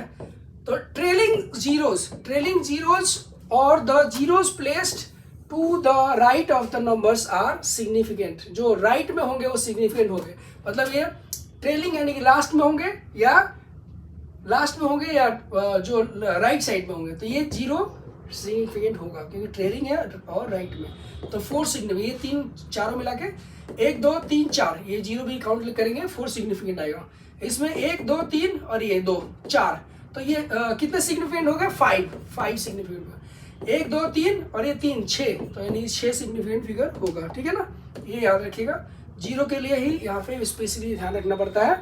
ओके, बाकी अब एक और चीज है कि देखिए जब आप ये करते हो एक्सपोनेंट लिखते हो, एक्सपोनेंट मतलब कि क्या लिखते हो भाई, इसके पावर, किसी पावर में लिखते हो ये वाला, तो ये सिग्निफिकेंट नहीं होते हैं। खाली सिग्निफिकेंट जो नंबर्स होते हैं ना वही होते हैं, इसके आगे जो लिखे होते हैं ये जो होता है ये सिग्निफिकेंट नहीं होता है, ये इसके आगे जो होता है वही होता है। वही चीज लिखा है in exponent notation the number the numerical portion gives the number of significant figures. ये न्यूमेरिकल वैल्यू होती है और ये तो आपका पावर होता है, तो खाली यही सिग्निफिकेंट होते हैं, ठीक है ना। याद रखिए कितने हैं? 3, और इसमें कितना है? 3, तो ये आ जाएगा, ठीक है ये चीज। उसके बाद राउंडिंग ऑफ, देखिए राउंडिंग ऑफ उसके बाद में हम समझते हैं कि राउंडिंग ऑफ क्या होता है, कई बार, ठीक है ना। इसके बाद आते हैं राउंडिंग ऑफ के बारे में। तो कई बार होता है कि देखिए सपोज कर कि आपने किसी दोस्त को दिया 10 रुपये 25 पैसे दिए, तो 10 रुपये 25 पैसे दिए आपने। और कई बार होता है कि भाई आप बोलते हो चलो ठीक है 10 रुपये 25 पैसे दिए तुमने, अब मैंने दिया तो चलो कोई बात नहीं, तुम इसको 10 रुपये दे देना भाई, 10 रुपये दे। या आप कहीं कुछ खरीदने जाते हो और आप वहाँ पे खरीदा आपने और बिल बन गया 50 रुपये 10 पैसे का, तो सामने वाला बोलता है, अगर सामने वाला अच्छा है, मतलब चेंज वगैरह नहीं आपके पास, या सामने वाला अच्छा है, तो कई बार बोलता है कि चलो ठीक है आप 50 रुपये 10 पैसे दे, 50 रुपये दो। तो उसने बेसिकली क्या किया, राउंड ऑफ कर दिया, राउंड ऑफ ले लिया। राउंड ऑफ, अभी राउंड ऑफ करने में क्या किया उसने कि 50 रुपये 10 पैसे, यानी कि 50 रुपये 50 पैसे से कम है, तो 50 पैसे से नीचे का ओके क्वांटिटी है 10 पैसा, तो हम वो क्या किया, उसने बोला कि चलो इसको ये हटा दो, 10 पैसे हटा दो, 50 रुपये ही दो। अगर 50 रुपये 90 पैसे होता तो बोलता है 51 रुपये दे देना ओके, वो बोलता है 51 रुपये दे देना। तो वो क्या है, यही राउंडिंग ऑफ है, ठीक है ना। राउंडिंग ऑफ है मतलब जो मिडिल पॉइंट है, मिडिल पॉइंट मतलब 5 है, 1 से लेकर 10 तक जाते हो, तो 5 जो पॉइंट 5 है उससे कम अगर है तो नॉर्मली हम उसको इग्नोर कर देते हैं और उससे पहले वाला मतलब वैल्यू जो है वो ले लेते हैं। अगर 5 से ज़्यादा है तो क्या करते हैं, नॉर्मली उस एक नंबर बढ़ा देते हैं आप, ठीक है ना। यही है, तो ये चीज़ हम देखेंगे। और एक बिल्कुल 5 रहेगा, बिल्कुल 5 ही रहेगा तो क्या होगा वो भी देखेंगे। ओके, ये बेसिकली राउंडिंग ऑफ का मतलब यही है, ठीक है। राउंडिंग ऑफ का मतलब यही है कि लगभग आप समझते हो ना। नॉर्मली हम इस्तेमाल करते हैं भाषा normal day to day life में, भाई लगभग ओके, ये चीज़ है समझे। तो बिल्कुल समझ कर कि बहुत सारे एग्जाम्पल डेली लाइफ में ये एग्जाम्पल यूज होता है, बहुत सारा, बहुत ईजी है। सपोज करो कि आपने सपोज कर कि जो है क्या किया आपने कोई सा भी सामान खरीदा आपने, मान लीजिए कि ठीक है, तो आपने क्या किया कि सपोज कि आपने एक चॉकलेट खरीदा और चॉकलेट में आपने 2 टुकड़े करने की कोशिश की, लेकिन एक में थोड़ा सा ज़्यादा हो गया और ये में थोड़ा सा कम हो गया, तो आप बोलते हो चलो राउंड ऑफ सेम, दोनों सेम है, आप दोनों में से कोई से भी ले लो, ठीक है। लेकिन अब बिल्कुल एक क्या होता है कि एक का थोड़ा सा टुकड़ा आपको मिला और बाकी पूरा दूसरे ने, सामने वाले ने रख लिया, तो आप बोलोगे अरे ये लगभग पूरा रख लिया, यानी पूरा 1 ले लिया इसने और आपको लगभग 0 दे दिया आपको, तो ये राउंड ऑफ हुआ बेसिकली ये। तो ठीक है ना, वही सेम चीज़ें हैं। राउंड ऑफ का मतलब यही लगभग है ना, किस तरह से यहाँ पे समझ पा रहा हो आप hopefully. While rounding off measurement we use the following rules. यहाँ पे बाई कन्वेंशन जो है ना कुछ रूल्स हैं बेसिकली, वो रूल्स ज़्यादा नहीं है तो इसको आपको याद रखने पड़ेंगे। कुछ रूल्स है बाई, मतलब ये बाई कन्वेंशन ही है समझ लीजिए। तो क्या है, तो if the digits to be dropped, अब देखिए ये है यहाँ पे 7.82, इस वजह से बोला गया कि भाई इसमें 3 डिजिट दिख तो रहे हैं लेकिन सिर्फ आपको 2 ही डिजिट रखना है। क्यों? क्योंकि इससे पहले सिग्निफिकेंट फिगर देखा ना हमने, सिग्निफिकेंट फिगर्स, तो सिग्निफिकेंट फिगर्स आपने जो देखा कि भाई ये कौन कौन सा सिग्निफिकेंट है ऐसा, तो यहाँ पे बेसिकली आपको बोला गया कि भाई 2 ही डिजिट्स आपको रखने हैं, 2 से ज़्यादा डिजिट्स आप नहीं रख सकते। तो अब डिजिट रखेंगे तो यहाँ पे यानी जब हटा रहे हो तो इसके आगे वाले के साथ कुछ गलत ना हो, आगे वाले को पूरा न्याय मिले। इसकी मतलब मान लीजिए ये वाला हटा रहे हो, है ना, तो ये वाला एक हटाना चाहते हो, मतलब 2 ही डिजिट अलाउड है कि 2 ही डिजिट से सिलेक्ट कर सकते हो। या तो यहाँ पे अगर इसको जब हटाओगे तो इसके साथ अन्याय ना हो, इसके साथ पूरा प्रॉपर जो है ना इसके साथ न्याय हो, इसके लिए ये रूल्स है बेसिकली, ठीक है ना, जब आप एक ड्रॉप करते हो तो यहाँ पे बोल रहा है कि अगर the digits to be dropped is less than 5, ये वाला डिजिट आपको हटाना है तभी ये 2 डिजिट का हो पाएगा, तो ये वाला हटाना है। अगर ये 5 से छोटा है, 5 से छोटा है तो ये वाले में, इससे पहले वाले में कोई चेंज नहीं आएगा, पहले वाले में चेंज नहीं आएगा, ओके, क्योंकि ये 2 जो है लेस देन 5 है तो ये जो है ना 8 का 8 ही रहेगा, ओके। तो आपको कोई चीज नहीं आएगा उसके पहले, मतलब ये आपको 2 लेने हैं, 2 में यही होगा, मतलब 7.8 आपका आएगा आंसर। तो देखिए 7.8। इसी तरह से एक और एग्जांपल दे रहे हैं, 3.94 है, इसमें बोला गया कि सिर्फ 2 डिजिट ले सकते हो आप, 2 डिजिट रखना है आपको फाइनली, भाई इतना डिजिट नहीं चाहिए मुझे। तो इसका मतलब ये ड्रॉप करना है, ये ड्रॉप करोगे तो इससे उसके आगे वाले में कोई वो नहीं होना चाहिए, कुछ उसके साथ अन्याय नहीं होना चाहिए, मतलब इसके अंदर में कुछ इसका नुकसान नहीं होना चाहिए, मतलब इसका नुकसान नहीं होना चाहिए इसके आगे वाले डिजिट में। उसके लिए क्या है, तो ये 4 है, 4 क्या है कि 5 से कम है ना, तो आपको पता है 4 5 से कम है, अगर 5 से कम है तो इसको जब ड्रॉप करोगे तो इस वाले में कोई असर नहीं पड़ेगा, मतलब 3.9, ये 3.9 होगा, 9 का 9 ही रहेगा वो, ठीक है।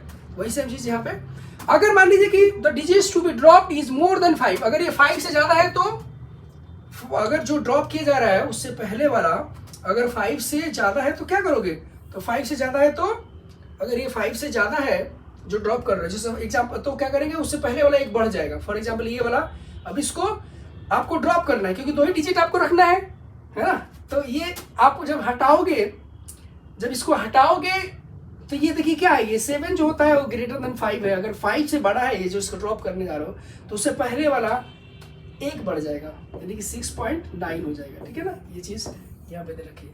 उसी तरह से एक और एग्जांपल, इसमें से आपको 3 ही डिजिट रखा गया, ऐसा रखना है, ऐसा बोला गया, तो यानी इसको हटाना है आपको। जब हटाना है इसको तो उससे पहले वाले में देखते हैं कि क्या है, 8 जो होगा ग्रेटर देन 5 है ना, तो जब ग्रेटर देन 5 है तो इससे पहले वाला क्या होगा, इस पहले वाला 1 बढ़ जाएगा, यानी कि 7 + 1 हो जाएगा, कितना होना चाहिए फाइनली, तो फाइनली राउंड ऑफ टू 12.8, यानी कि ये 7 बढ़ के 8 हो जाएगा, ठीक है ना, तो 12.8 हो जाता है, ठीक है। समझिए बात, होपफुली आपको समझ में आ गया होगा। नेक्स्ट देखते हैं, ओके, नेक्स्ट देखते हैं, अगर मान लीजिए कि ऐसा होता है कि if the digit to be dropped is 5, मान लो कि जो ड्रॉप करने वाले, चलो जो ड्रॉप करने वाले 5 से ज्यादा है, 5 से बड़ा है तब तो ठीक है भाई, 5 से बड़ा है तो वो क्या होगा, उससे पहले वाला एक बढ़ जाता है। अगर 5 से छोटा है जो ड्रॉप करने वाले हो, 5 से छोटा है तो क्या करते हो, उससे पहले वाला अनचेंज रहता है, वो भी समझ में आ गया। लेकिन वो 5 है तो क्या होगा, जो ड्रॉप करने वाले वो 5 ही है तो क्या होगा, तो क्या होता है कि फिर उसके बाद देखते हैं, सपोज करिए ये 5 है, इसको ड्रॉप करना है 5 है, तो इसके हम देखते हैं कि इसके बाद में जो वैल्यू है वो 0 के अलावा कुछ और है क्या, मतलब कि 1 2 3 4 ऐसा कुछ है 0 के अलावा, यानी कि the digits to be dropped is 5, यानी ये 5 को हटाना है। उसके बाद देखते हैं कि क्या क्या है, followed by digits other than 0, अगर अदर देन 0 है तो ये इससे बाद वाला जो है 1 से ज्यादा है कि नहीं, 1 से ज्यादा अगर है तो क्या होगा, अगर इसके बाद वाला 1 से ज्यादा है तो 1 से ज्यादा है तो इसके बाद वाला अगर 1 से ज्यादा है तो ये क्या होता है, जब इसको ड्रॉप करते हो ना तो इससे पहले वाला जो है वो 1 बढ़ जाता है, ठीक है ना, ये बढ़ जाएगा ये, क्योंकि ये पूरा अगर देखोगे ये पूरा ये क्या है, ये 5 से ज्यादा हो गए, पूरा देखोगे 5 से ज़्यादा हो गया, तो यहाँ क्या होगा 16.4, देखो 3, ये क्या होगा, ये 4 हो जाएगा ना, तो ये 16.4 हो जाएगा ये। उसी तरह से इसको देखेंगे, देखिए इसको आपको 2 ही डिजिट रखना है, फाइनली 5 को ड्रॉप करना है। 5 के बाद आप देखते हैं क्या है, 5 के बाद 0 के अलावा कुछ है, 0 के अलावा कुछ है, तो ये पूरा 5, ये आपका 58 हो गया। यानी कि अगर मैं 1 से लेके 100 की बात करूं, तो 100 से बात करूं तो 50 से ज़्यादा हो गया। अगर 50 से कम होता है ये, तो मैं उसको ड्रॉप करता, उसमें कोई चेंज नहीं आता। लेकिन 50 से ज़्यादा हो गया, यानी 51, 52, 53, यानी किस तरफ जा रहा है, 100 की तरफ वो जा रहा है, तो ये एक यहाँ पे ये जो 7 है ना, एक बढ़ जाएगा, यानी कि ये 8 हो जाएगा। तो कितना हो जाएगा 6.8, ठीक है ना, 6.8 आएगा, ठीक है। उसके बाद बोल रहा है कि अगर जो digit to be drop is 5, अगर 5 है जो ड्रॉप करने जा रहे हो वो इज 5 है, और 5 फॉलोड बाई 0, 5 है और 5 0 के साथ वो है, देन प्रीसीडिंग। तो देखिए अगर ज़्यादा है तो ठीक है, ये बढ़ गया, लेकिन अगर 5 है जिसको ड्रॉप करने वाले हो वो 5 है, और उसके बाद जो है 0 है, यानी कि बिल्कुल वो बीच वाला पॉइंट आ गया, बीच वाला। अगर 1 से 100 जाओगे तो बिल्कुल बीच में 50 बढ़ गया, तो ये आप जब हटाओगे तो ये वाला ना चेंज नहीं होगा, अनचेंज होगा, यानी 6 का 6 ही रहेगा, ठीक है ना। तो वही बोल रहा है कि अनचेंज रहेगा, okay. Then digits, preceding digit is left unchange, preceding digit is left unchange if it is even, okay, preceding if it is even, ठीक है। If digit to be drop is 5 और 5 फॉलोड बाई जीरोज, देन एक और चीज है कि भाई अगर ये 50 है तो 50 में 50 अगर मतलब कि 5 के बाद 0 है तो क्या होगा, अगर इससे पहले अगर इवन है, ये इवन है तो ये अनचेंज रहेगा, ओके। अगर इवन है तो अनचेंज रहेगा। अगर ये 5 0 है और इससे पहले वाला ऑड है तो ये एक बढ़ जाएगा। अगर ये 5 0 है, 5 के बाद 0 हो गया ना, तो बीच मिडल वाला पॉइंट पड़ गया। लेकिन उसमें भी अब नियम है, उसमें भी नियम है कि अगर उससे पहले वाला इवन है तो ये अनचेंज रहेगा, लेकिन ऑड है तो एक बढ़ जाएगा। मतलब आप इसमें देख लीजिए, ये देख लीजिए इसमें, if digit to be dropped is 5 or 5 followed by zeros, then the preceding digit is raised by 1, okay, raised by 1,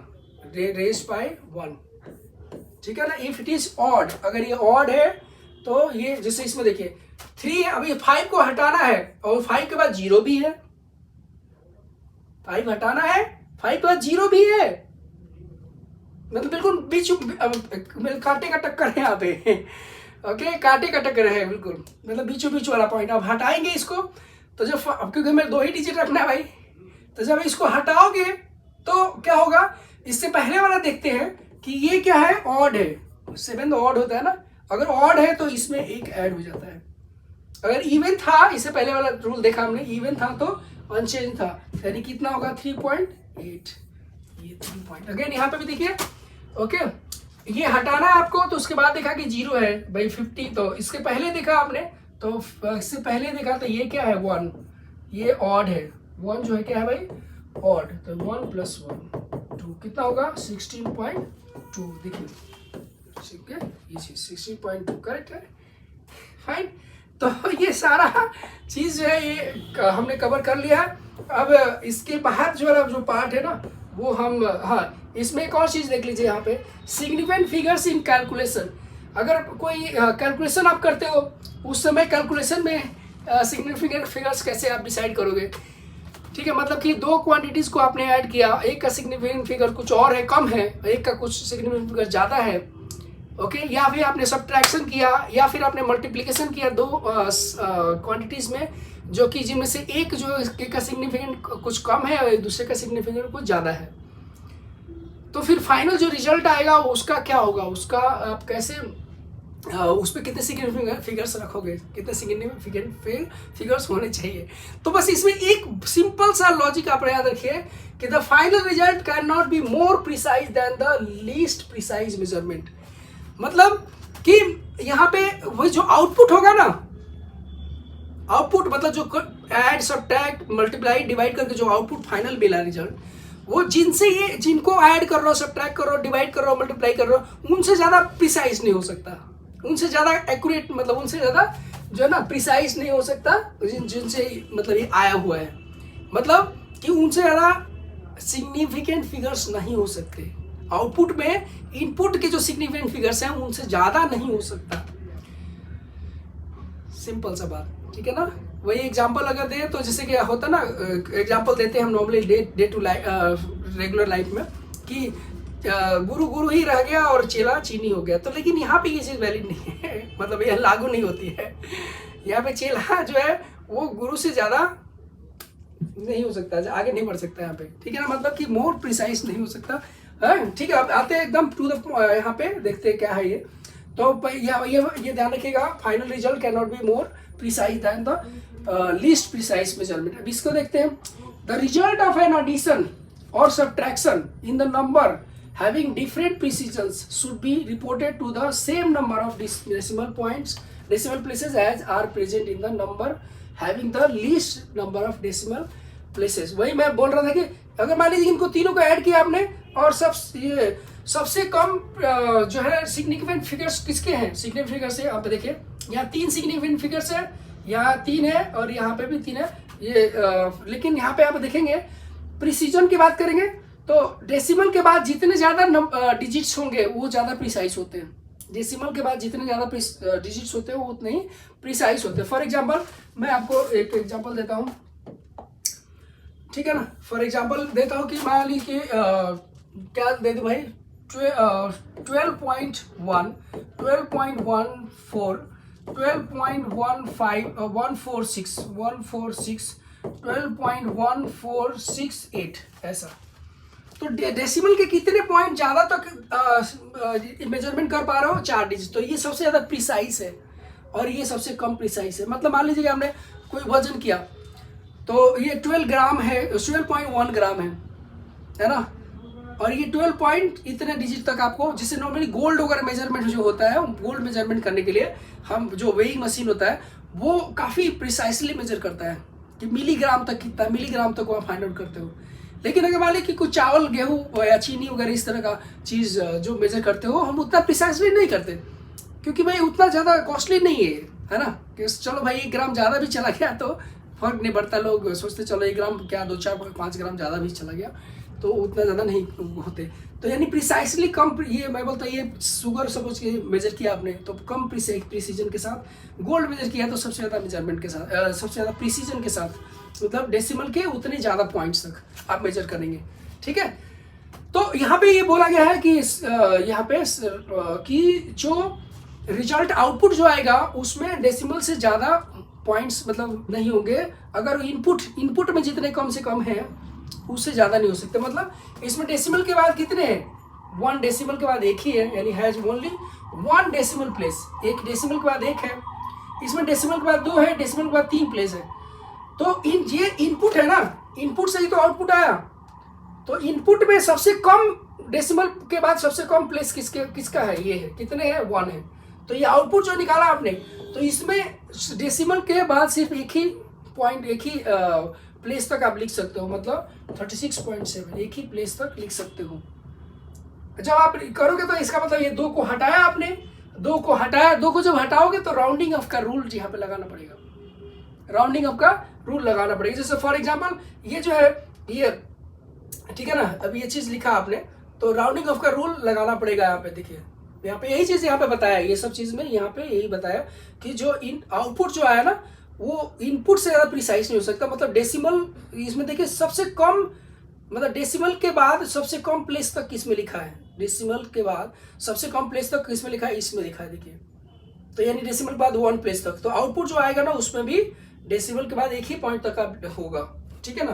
तो यहाँ पे डेसिमल के बाद 1 है, डेसिमल के बाद 2 है, डेसिमल के बाद 3 है, तो इसमें आउटपुट में डेसिमल के बाद 1 ही होगा। अब 1 होगा तो क्या करेंगे, 2 को हटाना पड़ेगा आपको, 2 को हटाना पड़ेगा तो हटाते समय आपको ये जो 2 को हटाओगे ना उसमें राउंडिंग ऑफ का रूल लगाना पड़ेगा। अब देखिए 7 है, 7 है, 7 के बाद ये जो इसको जो हटाना है वो 5 से कम है, तो 5 को कम है तो इसको आप हटाओगे तो इसमें कोई फर्क नहीं पड़ेगा, तो ये 36.7 आ जाएगा, ठीक है। होपफुली कोई दिक्कत नहीं आएगी। इसके बाद और भी एग्जाम्पल से देख लीजिए, एग्जाम्पल से पूरा हम समझ लेंगे इसको। इसके बाद देखिए प्रिसीजन, इसका प्रिसीजन मतलब प्रिसीजन के मतलब डेसिमल के बाद कितने ज्यादा डिजिट्स होंगे। इसमें 4 डिजिट तक है डेसिमल के बाद, इसमें 3 है, इसमें 2 है। ओके, डेसिमल के बाद तो जो आउटपुट आया ना, इसमें सबसे कम डेसिमल के बाद किसमें है, इसमें डेसिमल के बाद सबसे कम है। तो इसमें आउटपुट जो है ना, इसमें डेसिमल के बाद 2 से ज्यादा, 2 डिजिट से ज्यादा नहीं रह सकते, 2 प्लेस तक नहीं रह सकते, 2 प्लेस से ज्यादा नहीं रह सकते। 2 प्लेस है ये तीसरा वाला। आप जब इसको हटाओगे तो जब हटाओगे तो इसके पहले वाला जो है, जब इसको हटाओगे तो इसमें राउंडिंग ऑफ का रूल लगाओगे, राउंडिंग ऑफ का रूल लगाओगे तो आप देखोगे 5 से छोटा है तो इसको हटाओगे तो इसमें फर्क नहीं पड़ेगा। 473.47 देखिए ये लिखा हुआ है ना। अब इसमें आप देखोगे ये 2 को 3 को यहाँ पे सब्ट्रैक्ट कर रहा हूँ मैं, यहाँ पे बेसिकली सब्ट्रैक्ट किया गया है। तो ये जो सब्ट्रैक्ट करोगे आप, है ना, ये बेसिकली ये और ये यहाँ पे आउटपुट आ रहा है। तो इसमें देखिए डेसिमल के बाद 3 प्लेस है और डेसिमल के बाद 4 प्लेसेस है। तो इसमें आउटपुट जो आएगा ना 3 से ज़्यादा नहीं होंगे। तो यहाँ पे जो आउटपुट है 4 तो लिखा आपने, लेकिन 3 ही यहाँ पे रखेंगे, 3 रखेंगे। अब यहाँ पे आप क्या करेंगे, राउंडिंग ऑफ का रूल लगाओगे भाई। यहाँ पे ये राउंडिंग ऑफ का रूल का मतलब इसको ड्रॉप करना है, तो इसको ड्रॉप करना है तो इसके पहले, अब ड्रॉप करना है ना, तो अगर ये 5 से ज़्यादा है तो इसके पहले वाला 1 बढ़ जाएगा, ये वाला 1 बढ़ जाएगा। क्यों? क्योंकि ये 5 से ज़्यादा है, 8 इज ग्रेटर देन 5। करेक्ट है? होपफुली समझ में आ गया होगा। आगे बढ़ते हैं, ठीक है ना। नेक्स्ट यही सेम रूल आपको प्रोडक्ट और डिवीजन में भी यही सेम रूल लगेगा। मतलब जो आउटपुट होगा, आउटपुट में जो डेसिमल पॉइंट्स के बाद जो होंगे वो इनपुट के जो डेसिमल पॉइंट्स मिनिमम होगा ना, उससे ज़्यादा नहीं हो सकता। फॉर एग्जाम्पल ये वाला देखिए, ठीक है ना, ये वाला the answer to a multiplication or division is rounded off to the same number of significant figures, okay, as possessed by the least precise term used in the calculation।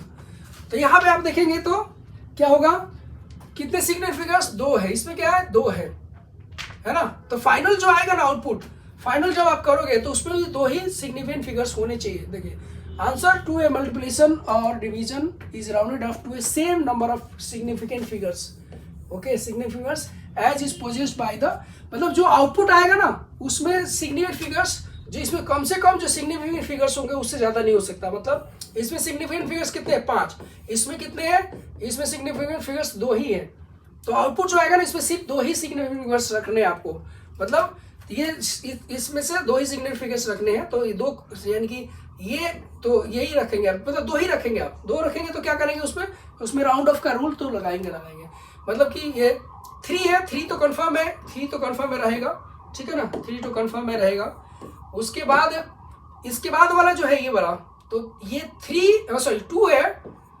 उसके बाद वाला देखेंगे क्या है, 6 है, तो 5 से ज्यादा है, तो 5 से ये 6 जो है वो ग्रेटर देन 5 है, तो 2 में 1 ऐड हो जाएगा, तो ये कितना हो जाएगा, 3 हो जाएगा। तो यहाँ पे 33 आ गया। देखो ये आई बात समझे, यानी कि आउटपुट जो होगा उस आउटपुट में सिग्निफिकेंट फिगर्स जो होंगे वो इनपुट के में कम से कम जो सिग्निफिकेंट फिगर्स होंगे उससे ज़्यादा नहीं हो सकते। इसमें देखते हैं, इस वाले में, इसमें आप अगर देखेंगे, ठीक है, यहाँ पे अगर देखेंगे तो इसमें कितने सिग्निफिकेंट फिगर्स, 5 है। इसमें कितने हैं, इसमें 3 है ना, 3 देखिए, 3 सिग्निफिकेंट फिगर्स है इसमें।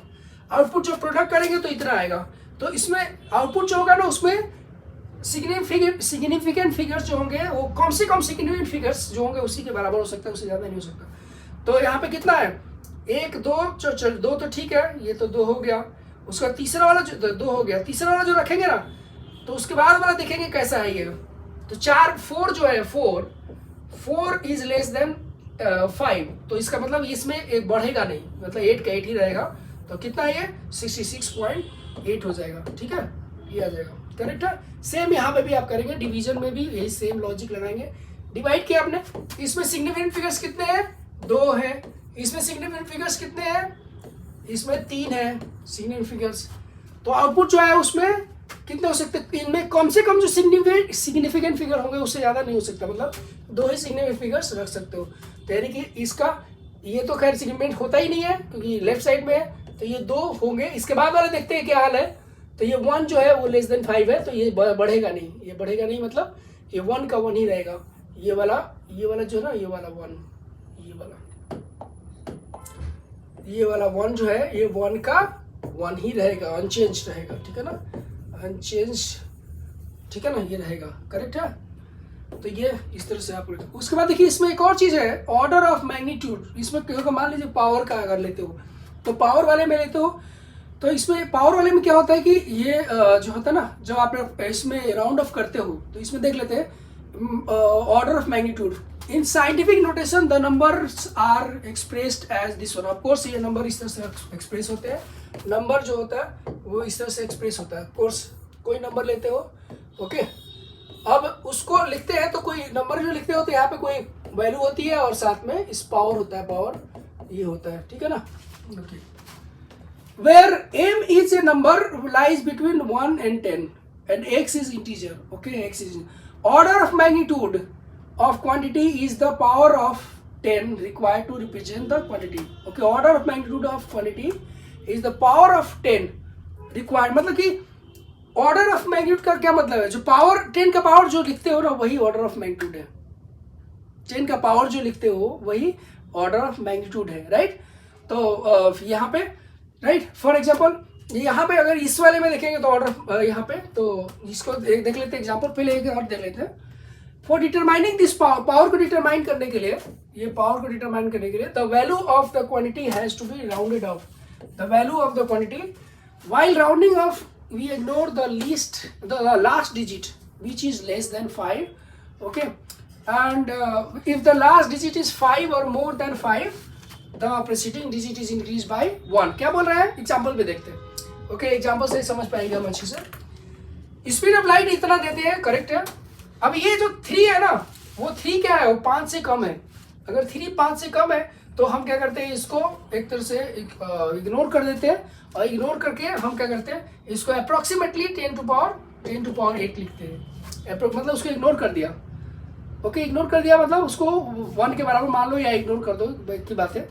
मास ऑफ इलेक्ट्रॉन देखेंगे तो 9.1, ये कितना 10 के नज़दीक है, मतलब 5 से बड़ा है, 5 से बड़ा है ये, तो 5 से बड़ा है तो हम इसको क्या करते हैं, इसके 10 के बराबर ले लेते हैं, इसको 10 से रिप्लेस कर देते हैं, यानी कि 10 into 10 to power minus 31 that is equal to 10 to power minus 30 ये आ जाएगा, केजी आ जाएगा, ठीक है ना। आई बात समझ में, यही चीज़ यहाँ पे, यही चीज़ आपको बोला गया है, राइट।